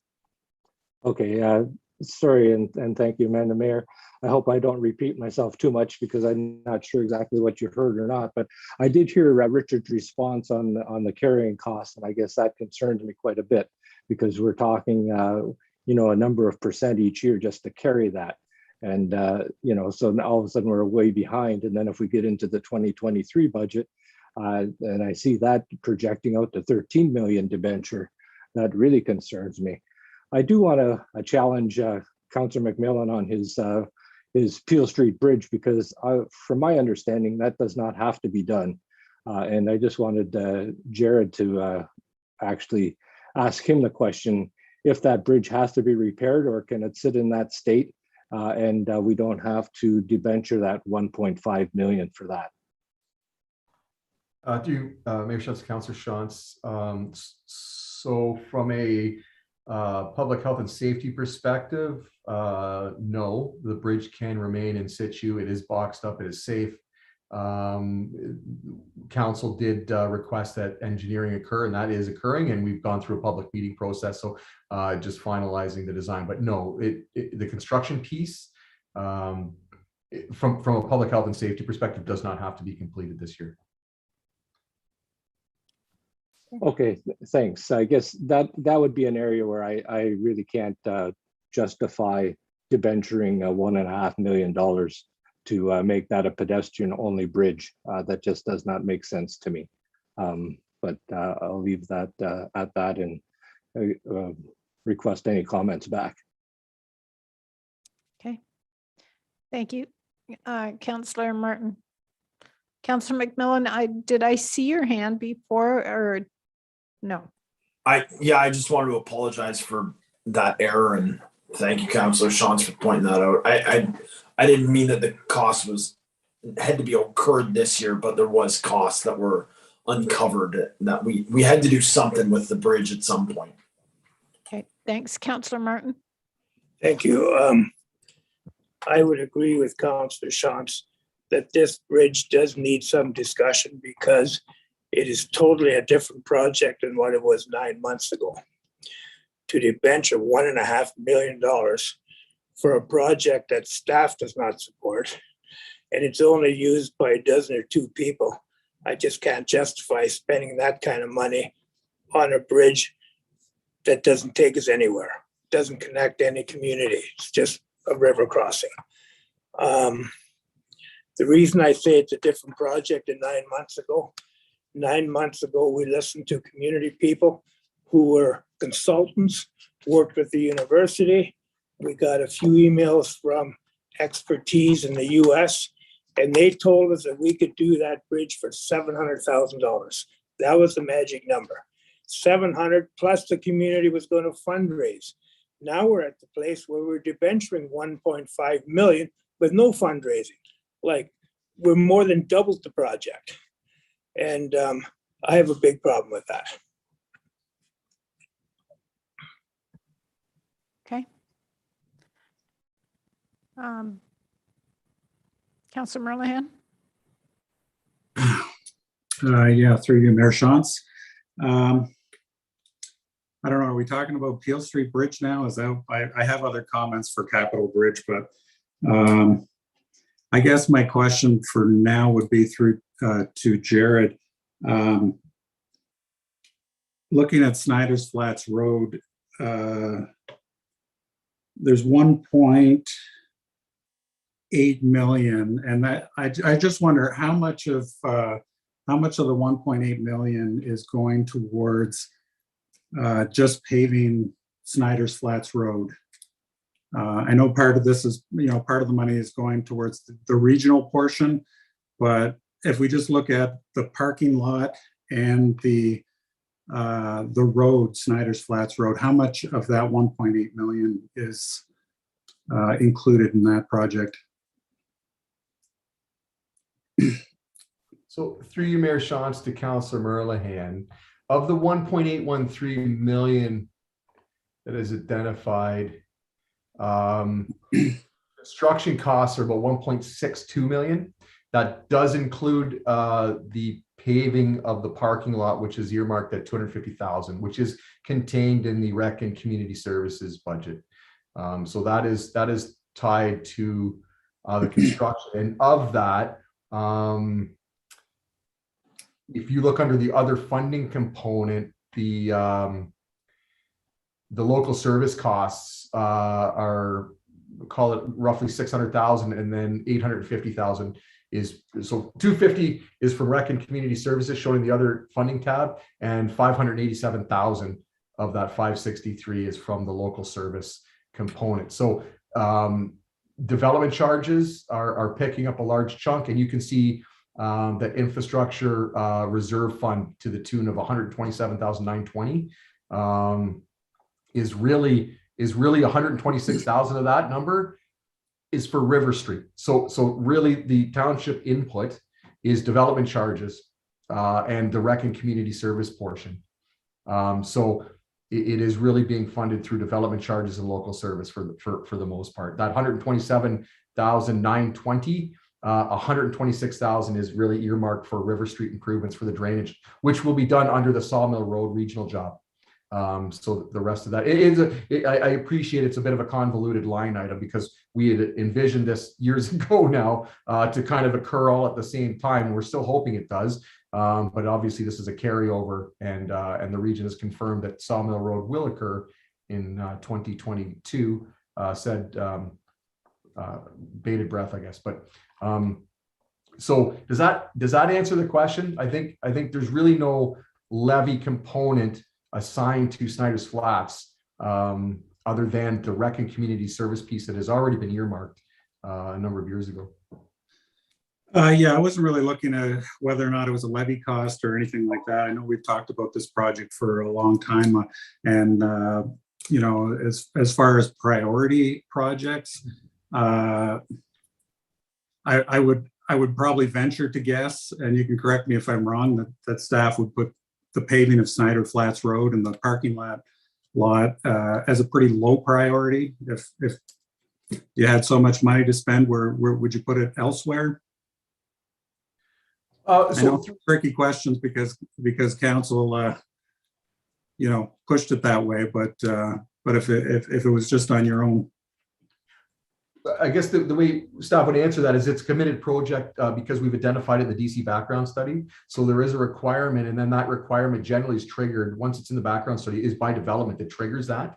And you can see that through the funding component. So at this point, we would suggest that it is a committed project, and this would be a priority project to occur. If the development's occurring, this project's occurring. The only reason it hadn't occurred was because the developer hadn't lined up approvals, and the other piece of that is the region hadn't yet issued a tender. So this to us would be driven by external pressures. That's really how we see this project. So it's a committed project already. Okay. As far as some of the other things, and this one, the sanitary lining works, is that an invoice issue? Did all the lining happen this year? We, through you, Mayor Shantz, we put a pause on lining this year due to COVID. There wasn't any requirements. So what we've done is held a line item that is funded strictly from the wastewater reserve account. And just because we were unsure of how things were going to unfold with COVID, we decided it best to stay out of people's homes is essentially why we put a pause on that program. The why it's shown back in 2022 and beyond is because there are still sewers to line. We have identified sewer lining to occur in 2022. It's a slightly less than what we would normally put in. We were spending up to $1 million, I think, at one point. So we have rolled that back just because we are into a debenture situation with the wastewater. Yeah. Okay. When it comes to the debentures, I agree 100% with Councillor Shantz. My concern about the carry costs, and even more so 2023. And I guess the biggest concern would for me would be we don't know what happens beyond 2023 at this point. And is this the new way that we fund capital projects? I think Councillor Shantz also said something about he started off with projects that, you know, don't happen from year to year. And while this is another kind of blockbuster year of capital projects, you know, how many have the potential to go south? You know, I think after we approved the last capital budget, it didn't take long before some projects to go off the rails, not because it's Woolwich's fault, but you know, let's say the region didn't want to go ahead with something, or funding didn't happen for whatever reason. Are there potential projects here in this one that could go south or could be shelved for a year? Through you, Mayor Sean. So there's always that potential because you have the development pressures. So there are growth related projects that we need to show in case they do happen. And the regional projects are the same way. The first question they ask is, have you shown your funding in your capital program? So the problem that you could run into is that if we don't show a regional project and they do go, we have no funding for it. So either A, we're writing a council report to seek that funding, or B, we're missing out on an opportunity because it still is cost effective to replace underground infrastructure through a regional road because we do not have to pay for that restorative cost regarding asphalt. So there is a cost benefit to the lower tier municipality. That's a bit of the challenge we're faced with. We did do a deep dive as far as what we're looking at when we were preparing this. Staff would like to spend 2.2 million more than what we're showing because we would like to ramp up our hot mix and our capital bridge account. So I think that's really the challenge, is that those programs again don't have funding streams available, and we have leveraged what we feel to be all the appropriate funding streams. So we think we've put together a budget that can happen. I would say that our 2021 budget is, for the most part, for things that were in our control. I will give our staff incredible credit. They knocked it out of the park. Very aggressive project. We did almost $6 million in paving and capital bridge expenditures. That is a lot of work. We've never done that before, and we did an incredible job. So, I think gone are some of those days where we would budget overzealously to say what we'd love to be able to do. I think we're in a position where we're budgeting for what needs to occur and what we can accomplish. I think that's the messaging we'd like to say.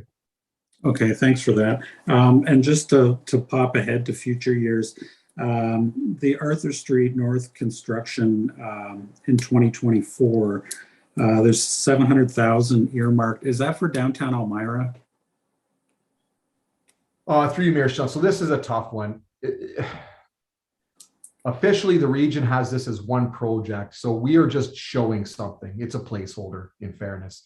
There hasn't been enough design. There hasn't been enough information to give us accurate numbers. So we've really looked at this ourselves and said, we think it's too big a project to occur in 1 year. We think it'll bleed out over 2. And we've just sort of put together what we thought was a placeholder dollar amount. So I don't think there's enough information on this one. And we do need to engage the region further on Arthur Street to see how they're going to roll that out.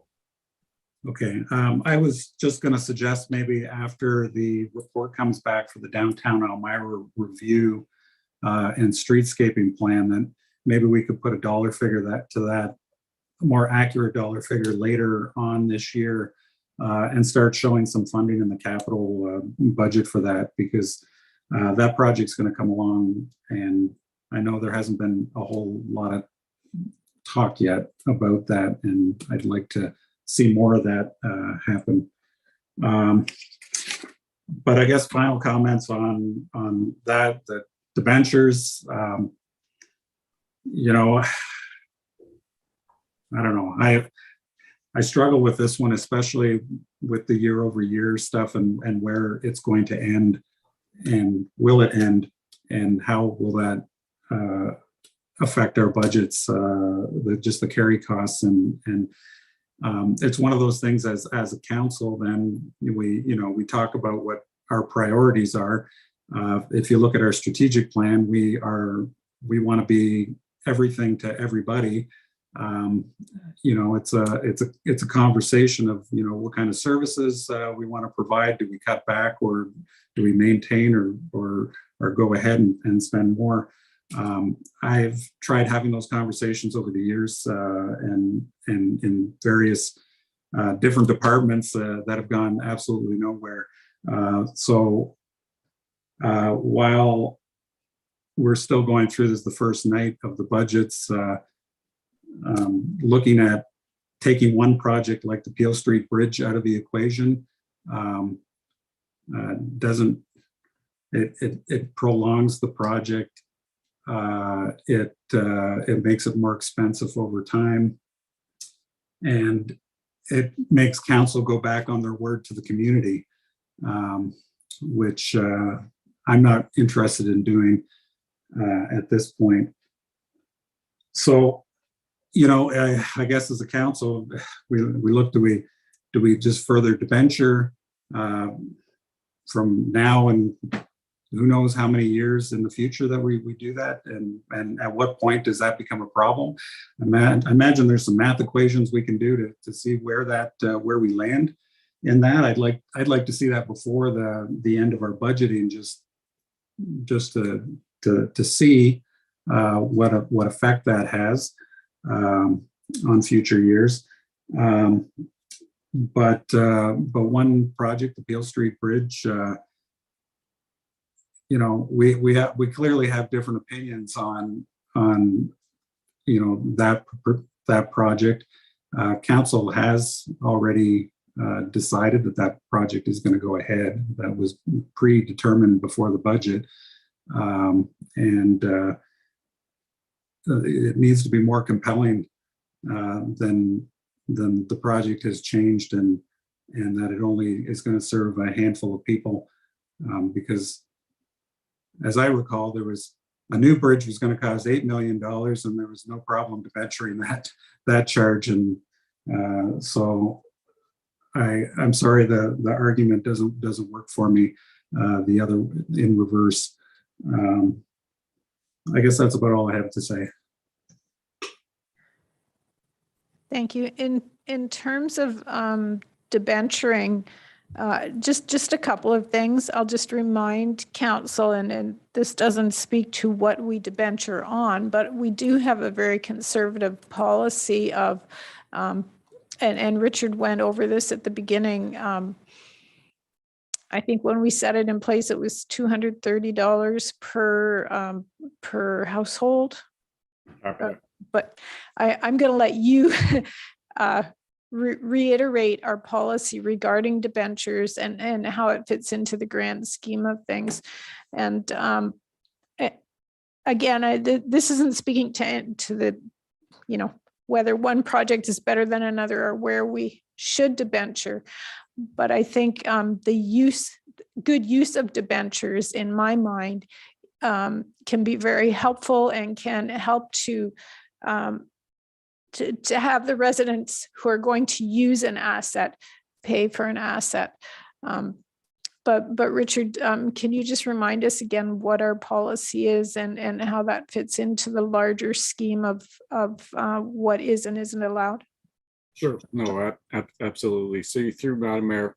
So the current policy we have has a debt per capita of $230. You know, and that was back in 2009 dollars. You know, and as we said, if you kind of inflate that into 2021 dollars, you're looking at $289 per capita. And of course, based on our population, you're in about the $8 to $8.5 million debenture mark is kind of where you're at. Okay, and the total in 2022, at the end of 22, if I'm reading this correctly, is about 4.8. Is that, did I read that right? Yeah, okay. Okay, just to understand how that fits into what parameters this other councils in this council have already agreed to on that. Councillor Shantz, I saw your hand, and then maybe Councillor Merlehan wants to go first. I've got a different question. okay, Councillor Merlehan, go ahead. Thank you, Councillor Shantz. Yeah, my question was, the $8.5 million that's available for debt. How do we get to 13 million in 2023? Is that going to require council to raise the debt per capita, or do you foresee some of the debt coming off and we're just replacing it? Or I'm just curious how that works, or if I'm misunderstanding something. Yeah, so you threw Madam Mayor. So this is our own internal policy. So this is not something that's dictated to us. This is completely in council's control as to what it is that they want to do. You know, so I don't expect too much of the the debt to really come off. Obviously, as we go through, we will be paying down, our debentures as we go. We have the couple of facilities program debenture that we are paying down annually.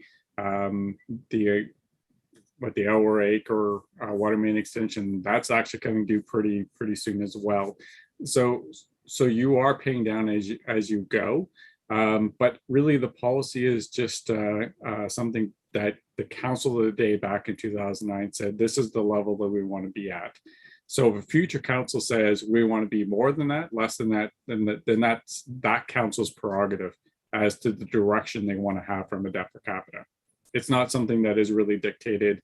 The only thing that's dictated is the annual repayment limit, which is set by the province, and it's 25% of your net revenues.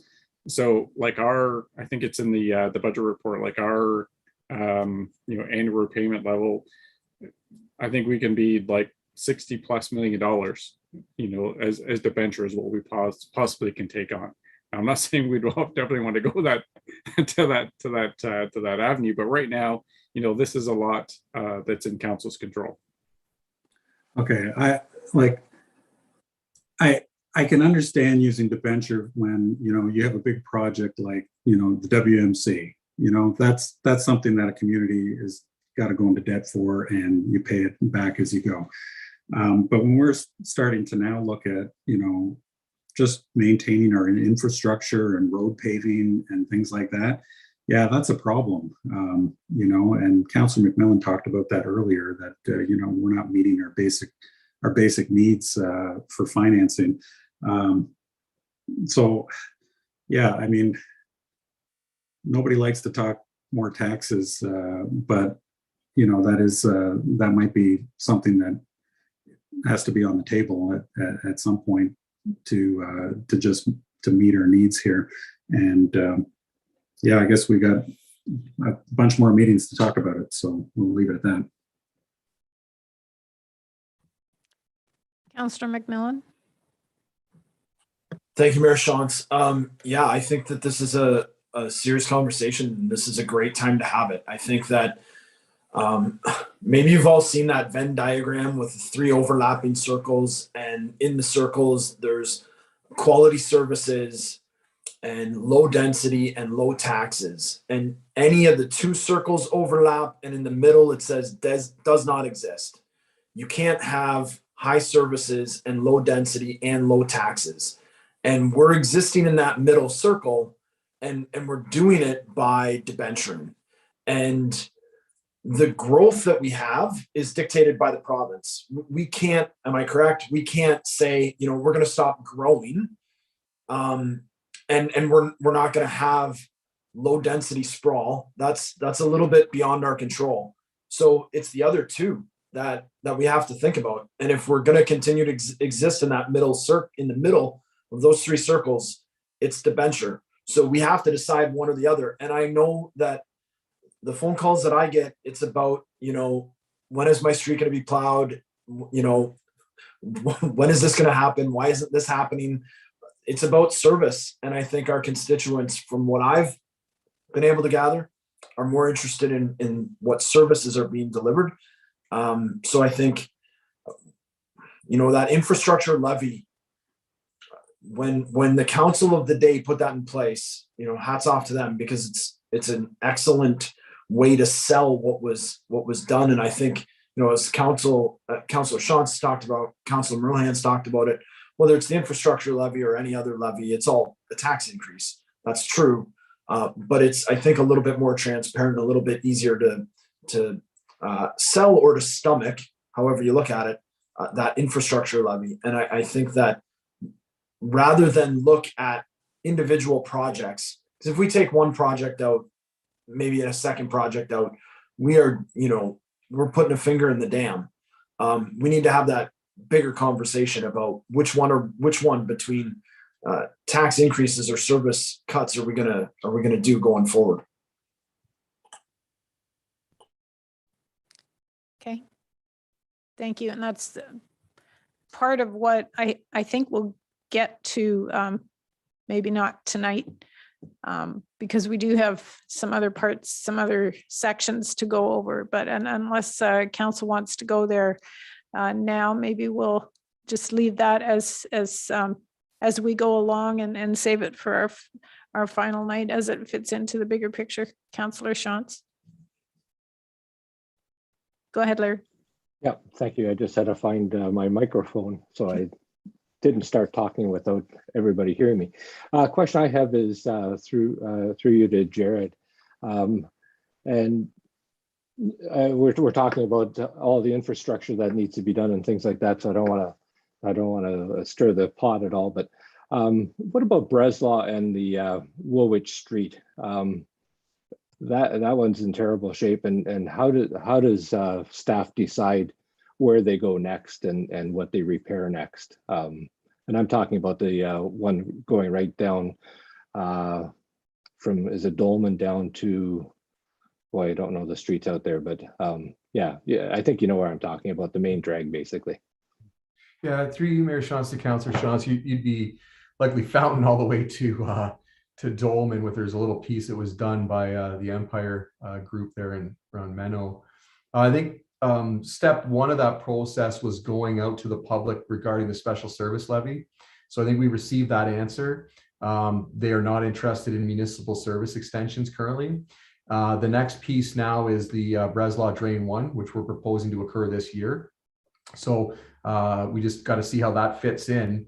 And then what's likely to occur after that, or as part of that, we're yet to decide, is that we would probably maintenance pave the remainder, because that is a very cost-effective way. We really do appreciate that program. It's 2.5 inches of asphalt, and it's very cost-effective to provide a better riding surface.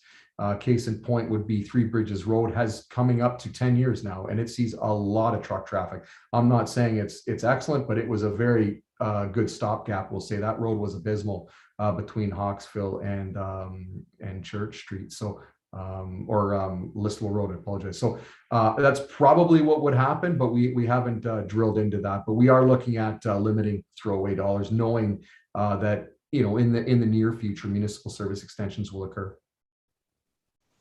Okay, thanks. Just point of interest, really. Jared, did you want to say something else on that before I go to Councillor Merlihan? Sorry, Mayor Shantz, I just would be amiss. I do need to hit the equipment tab once council is done. So I just want to make sure I talk equipment on our capital side before we move on to DS. Okay, Councillor Merlihan, and then we'll go back to you, Jared. Yeah, through you, Mayor Shantz. Sorry, I forgot. I had a note here, and it was for your previous budget, not the capital. I'm just wondering if you can chat briefly about traffic calming. I didn't find the line item that talks about it. There wasn't any special mention of more money being in that line item. And I think we were supposed to get a traffic calming report before the year end, that I don't recall that happening. Can you talk to what's going to happen in 2022? And whatever the number is, I think it needs to be a lot bigger. I don't know what the number is.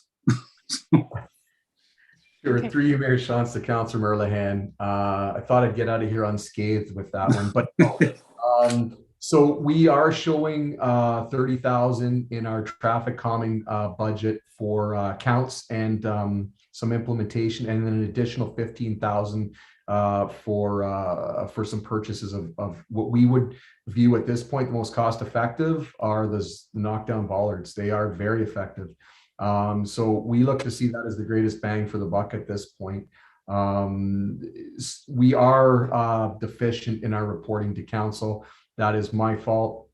We will bring a report in 2022. Now that this is recorded, I will be on record to say no later than Q2. By the end of Q2, we will have a report in front of council, because there are a number of things to talk to council about in that report. So I think that'll be a fulsome report, and we will have to pick up a few past years as well, so we can update council on the past few years and with staff's direction on traffic calming moving forward.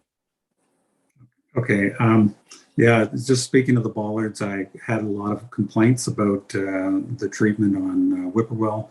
And I understand there was quite a few problems along that route with that. But I think I've been on council now, this is the 8th year, and I haven't seen a whole lot of progress. And I'd actually at this point like to start seeing some hard infrastructure traffic calming measures up to, the next bunch of stages, because so far nothing really has worked. And I know with growth, nobody that I talk to in Elmira likes all the traffic, and the only thing is you can expect even more of it for years to come. And I think we need to get a hold of it at this point when, it's considerably lower traffic than what we are going to be experiencing in the future. And we're going to have to start putting some serious dollars into that line item for the extensive list that we have of areas of concern. So that can be another conversation. Yeah, I think for the purposes of this conversation, though, we are showing 30,000 and 15,000, so a total of 45,000 for traffic calming for budget, but no hard stage 2 measures. Some of those will be done under capital program. So, but certainly we can talk about all the other pieces and unpack that in a future report. Thank you. Did you want to address equipment, or Murray looks like he maybe wants to put his hand up? Do you want something on the traffic calming, Murray? Yeah, and thank you. I think you'll know exactly where I'm going with this. I was just glad to hear from Pat that in 8 years, nothing has worked. That's probably true. What we did in Whippoorwill last year probably helped a bit, but there's people that race through just to see how fast they could go through there. I've told you before, the only thing that works is speed bumps. And we should pick 1 or 2 streets where there's a real big problem in the residential area and put them in and see what happens. You will discover that they are the only thing that works. I mean, I drive in Toronto every week and the residential areas are full of them. I don't see any radar or anything else. Everybody's driving the speed limit or less, trucks, cars, whatever.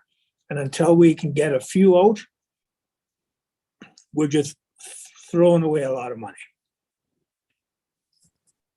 Okay, thank you. I know you like speed bumps. I would also say it's important to have roads where people can get around so they don't go through the residential areas.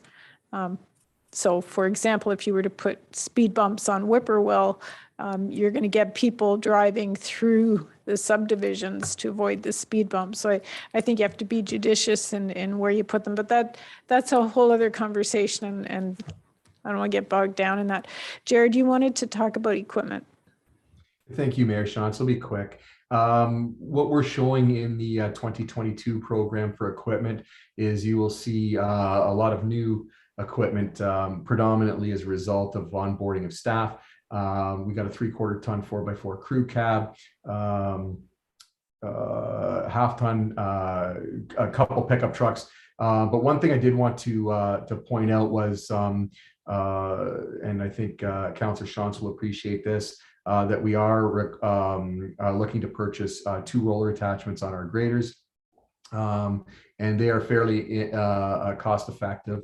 All of this, save and except for the rollers though, and Richard can certainly correct me if I'm wrong, I believe are being funded by development charges as part of that. The other piece is supply chain concerns.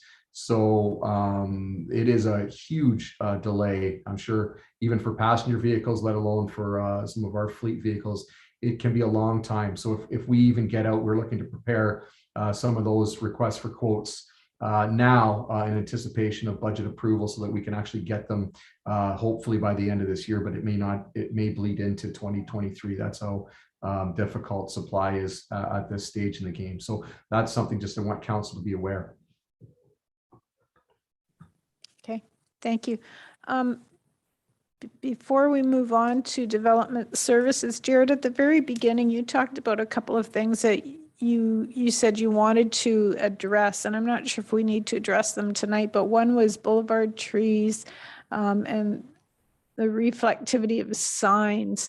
Do you need more direction on those two items tonight, or is that something that we'll wait until our like week and a half?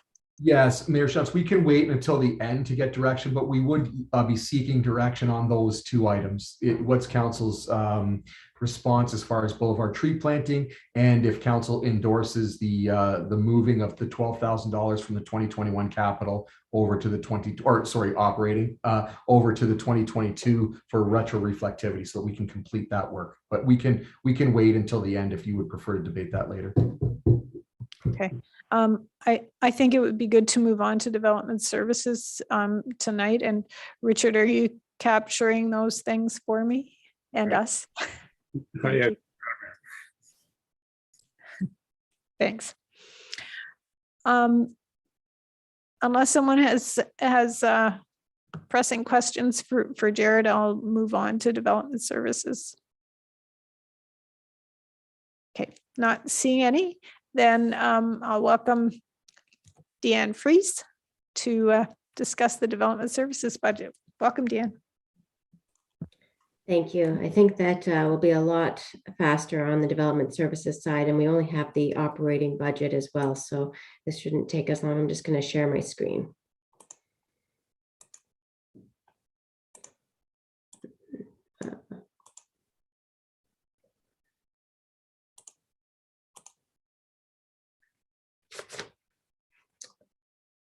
Are you able to hear me still?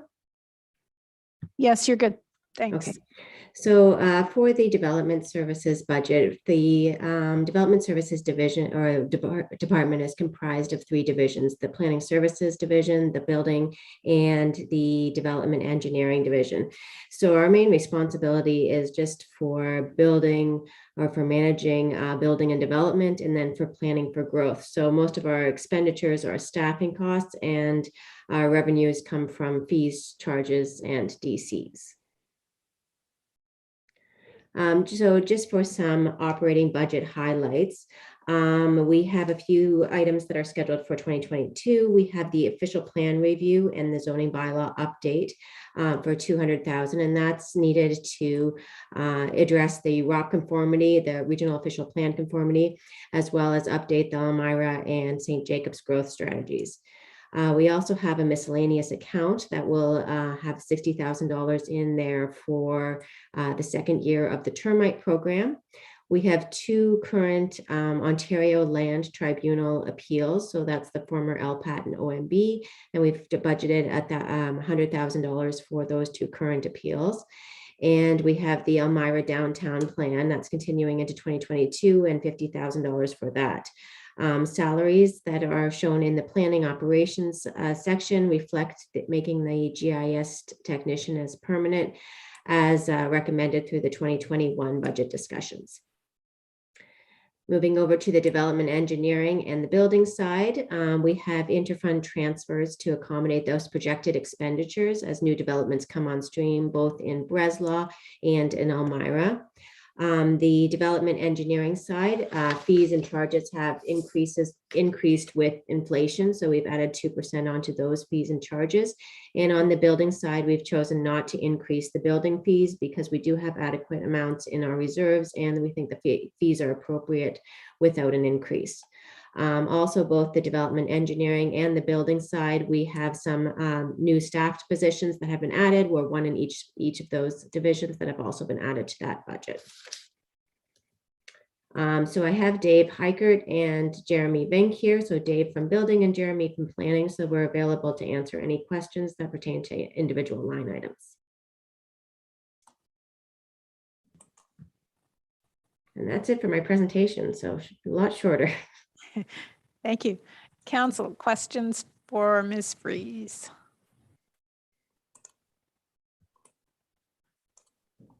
Councillor Shantz, start us off. Thank you, Madam Mayor. Through you to Ms. Fries. I'm looking at the building permits and we've went quite a bit higher than actual or than budget last year with the actuals. And I see the budget is still only at 951. Is that just being conservative? And what's your prediction going forward? So I will direct that call, that question to Dave. Dave's on the call right now.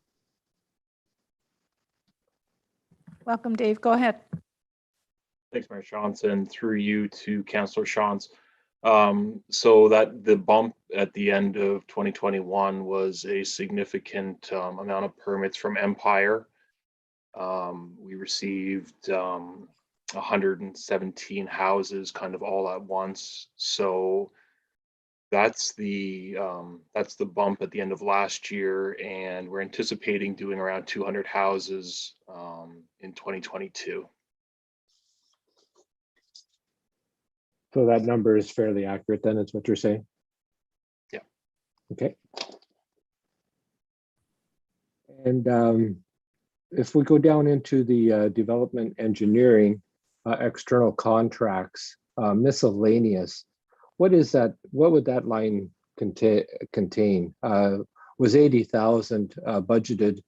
We only used actual 16,000, and then we're budgeting 25,000. So it seems to be going down quite a bit. What would that line be for? So in the development engineering division, I think that's for legal costs, but perhaps Richard, if you have more information on that as well. Yeah, through you, Madam Mayor, to Councillor Shantz. We were going through a development engineering manual, I think, if that was the correct term for it. And so and you would see that even in the 2020 timeframe, about 72,000. So we did a lot of expenditures in 2020.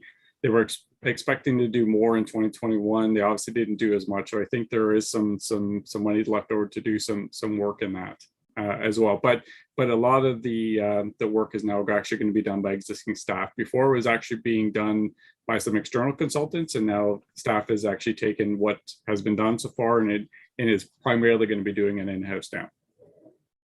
Okay, thank you. That's my questions. Okay, anyone else? Councillor Merlihan? Yeah, thank you, Mayor Shantz, for you too, Deanne. I really don't have a whole lot on your budget here, and this one's a really just a small item. You have a note that says reduced, and this is the GIS mapping line item. It says it's been reduced, costs will be shared with the region, except it wasn't reduced. The cost actually went up from previous years. It's an $11,000 line item. Can you just explain what that means? Yeah, so I can get Jeremy to answer this further as well. But there's I think it's 5 or 6 years we pay for well, actually, you know what? I'm just going to pass this on to Jeremy because he knows the exact number of years and when we have to pay. Through you, Madam Chair, to Councillor Merlihan. Yeah, so every other year we pay the region to do air photo imagery, and it's usually been around $4,000, $4,000 to $5,000. This year they told us the prices dropped, so we're looking closer to $2,000, $2,500. You're correct, the number went up because we are using with the GIS software. We're looking at another software item that will help us link to other existing softwares the township already has. So right now there's a bit of a disconnect between GIS software and talking to some of the other softwares. So we've purchased a software. We just purchased it, and we're trying to use that to connect them so that we can better utilize the data the township has in different parts of our computer systems. So we're adding $7,500 into the budget for that purpose. So there's a software purchase in there. Okay, thank you. And then my only other question was, I alluded to it at the beginning, and I think I already know the answer, but there was some part-time salaries in with the economic development. Is that the tourism thing we do at the meeting house? Is that like staff, like student staff or something? So through you, Councillor Mayor, economic development has actually been moved over, so it's no longer in the development services division. So I'm not sure if David is able to answer that question about that part-time staff from the economic development side. David? Yeah, sure. Jenna will be here next Monday night to speak to this in more detail. Okay.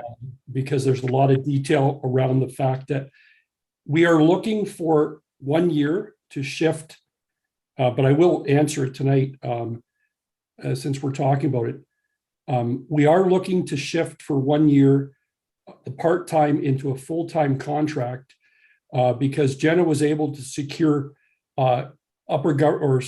alternative funding to fully support the position, to support a COVID recovery plan that involves a business retention and expansion survey and working with business, working on a tourism recovery program, and also some other work with our business improvement associations. Again, she will be here next week, but what we're going to be asking council in essence to support is the expansion of part-time to full-time for 1 year, recognizing that our economic development and tourism officer was able to secure or will be able to secure alternative funding that won't require an increase to the tax levy for this short-term contract expansion.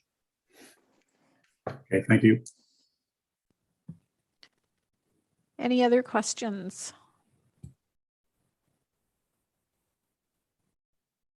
Okay, I'm not seeing any.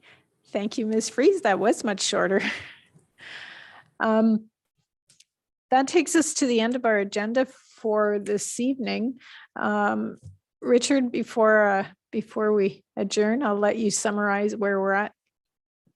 So to you, Madam Mayor. So the two things that I captured for sure was both in the infrastructure services where Jared is looking for council support to see if they can carry over $12,000 in funding in their safety budget. For that is for the sign reflectivity. That would be the unused dollars from 2021 and looking at increasing the 2022 budget by $12,000, but it would be offset by essentially an interfund transfer, and that would just be coming from the surplus that you would have seen in that area. So it would just be kind of a flow. As well, I think Jared's looking for some response on the council's direction on tree planting and specifically tree planting for boulevards. Making sure I captured that correctly, but I can work on Jared to make sure I capture that ultimately correctly what he's looking for.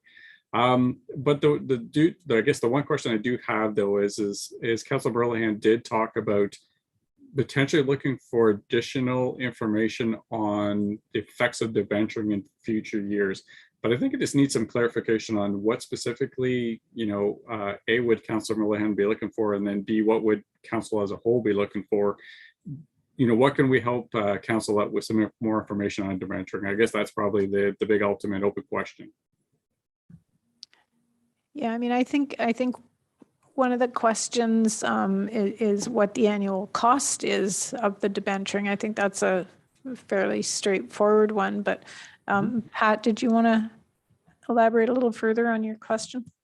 Yeah, the cost would be number one, but it would be the year-over-year costs, and then the year-over-year projects that potential projects that are added. And I guess it would be interesting to see how far you can go, because it doesn't seem like this is a 1 or 2 year type thing. This seems like unless magically money comes from other levels of government, this is going to be a new reality. And I guess if this council and then next bunch of councils after this want to continue down that road, I mean, I guess I'd like to see where we need to be at to sustain the infrastructure without going into debentures and what that would look like. So I guess that would be the two things, if that's And it can be just, I mean, clearly it's going to be rough math based on whatever magical percentage you come up with, just so we can get an idea. So are we looking for a chart that says this is the infrastructure that this is our, if in 2022 we had the money and the manpower, person power, this is what it would cost us for our infrastructure, and then map that out over time? Is that the kind of thing you're looking for? I guess that could be helpful, but I mean, it comes down to, you know, there's opportunity costs that are lost when we're just paying interest on debt. So that's going to affect the township and, you know, either services or just more taxes. And I guess at some point, when you have so much debt, then you got to make really hard decisions. So I don't know.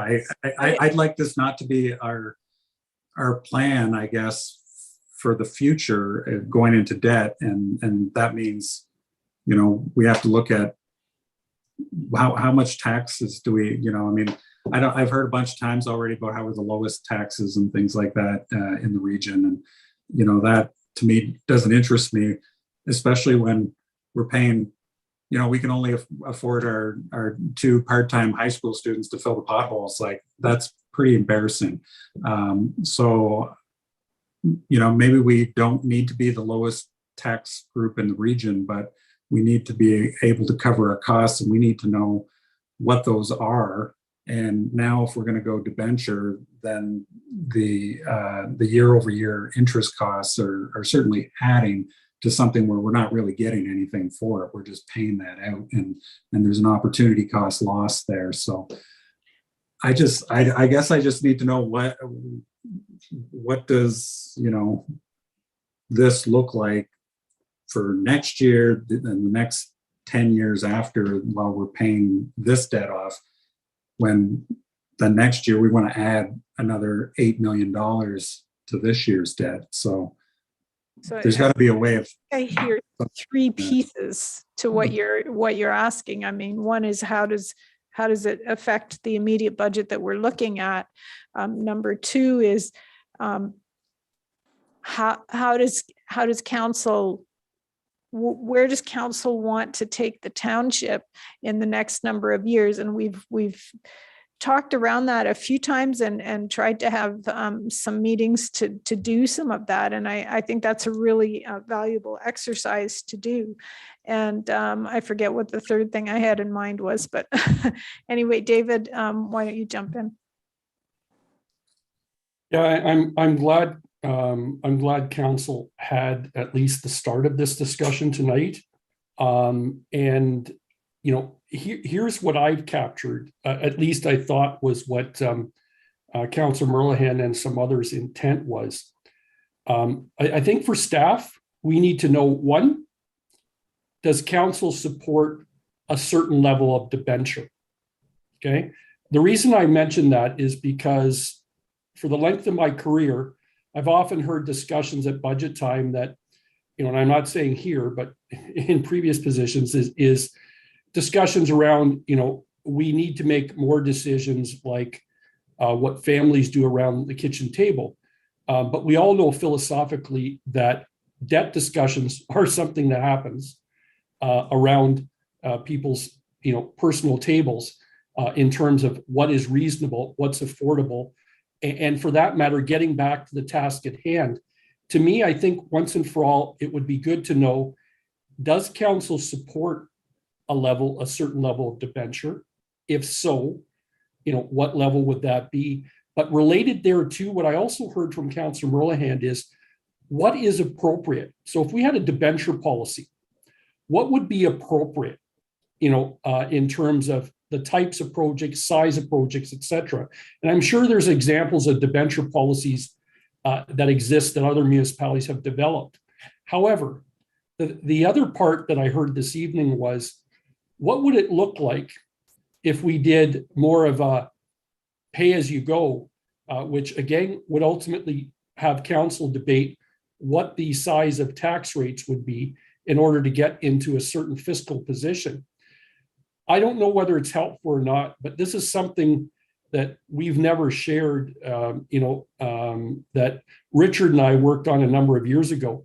Just for easy figuring, I mentioned to him, we often look at the fact that council's discussed tonight that we have the lowest tax rate. I said, for easy figuring, and again, don't hold us to this, but this goes back probably 5-7 years ago.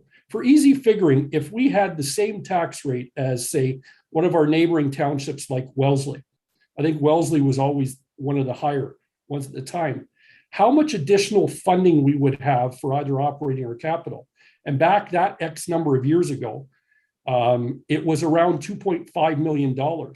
So in fairness, I bring up that story because I think that gets at the heart of, depending on what our tax rate would be, ultimately depends on our ability to either pay as you go or what level of debenture that we need. So I, for one, would like to say I appreciate council getting into this type of high-level philosophical discussion around, should we debenture? Should we pay as you go? If we debenture, what would be appropriate? What level? And those sorts of things. So I think that this is an important discussion for this council to have, considering what you've already seen as you look ahead in future capital budget years. I'll stop there. Thank you. And I think embedded in that, I also heard, what would it look like if we had a plan to eliminate our infrastructure deficit? And I think that was kind of embedded in some of that discussion. So I know we're certainly not going to solve that or get at that at this hour tonight.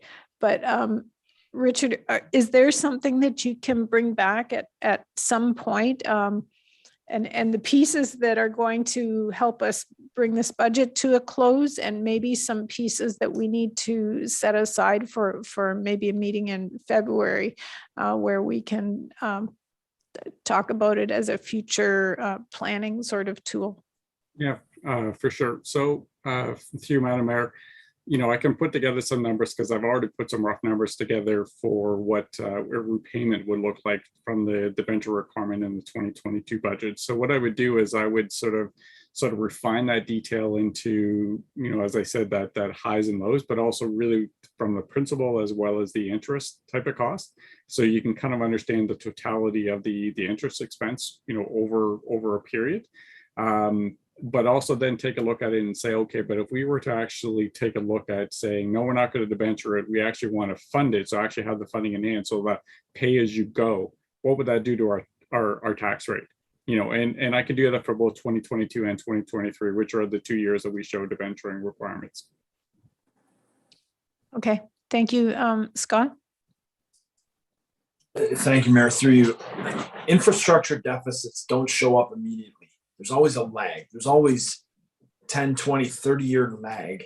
The debenturing that we're doing now is because our infrastructure was underfunded for a long time in the past. I think we need to separate the two issues between how we deal with the infrastructure deficit that we currently have, and then how we're going to deal with the infrastructure deficit going forward. And I think if there is a desire to close the infrastructure deficit, we're not going to be able to do it in 1 year. We're not going to be able to do pay as you go. I think it would be a worthwhile exercise if we brought that number to us. But I don't think there's going to be any way we're going to do a pay as you go starting in 2023, because the number is going to be exorbitant. But dealing with the infrastructure deficit that we as a council have inherited, and then what type of infrastructure deficit do we want to leave as our legacy? And I think having those two separate issues is important going forward. And then bring the pay as you go number, just so we can all be shocked by what it would take to get us to that spot. Yeah, thank you. I agree with you, but I think in the interest of having a full discussion, it would be a good number to shock us with. Councillor Merlehan, go ahead. Yeah, just two other items I just want to put forward to talk about at a future meeting. The first one is the surplus that you don't know what that number is from 2021. And I'm just wondering, maybe we have a talk about the potential surplus or roundabout money and what we can do with it as part of this budget. And then I guess the second item would be the COVID-19 relief that's still in the 2022 budget. I guess, this is something we can talk about certainly in the future. I'm just putting it out there that maybe it would be better placed in the infrastructure and we take a pass on it this year.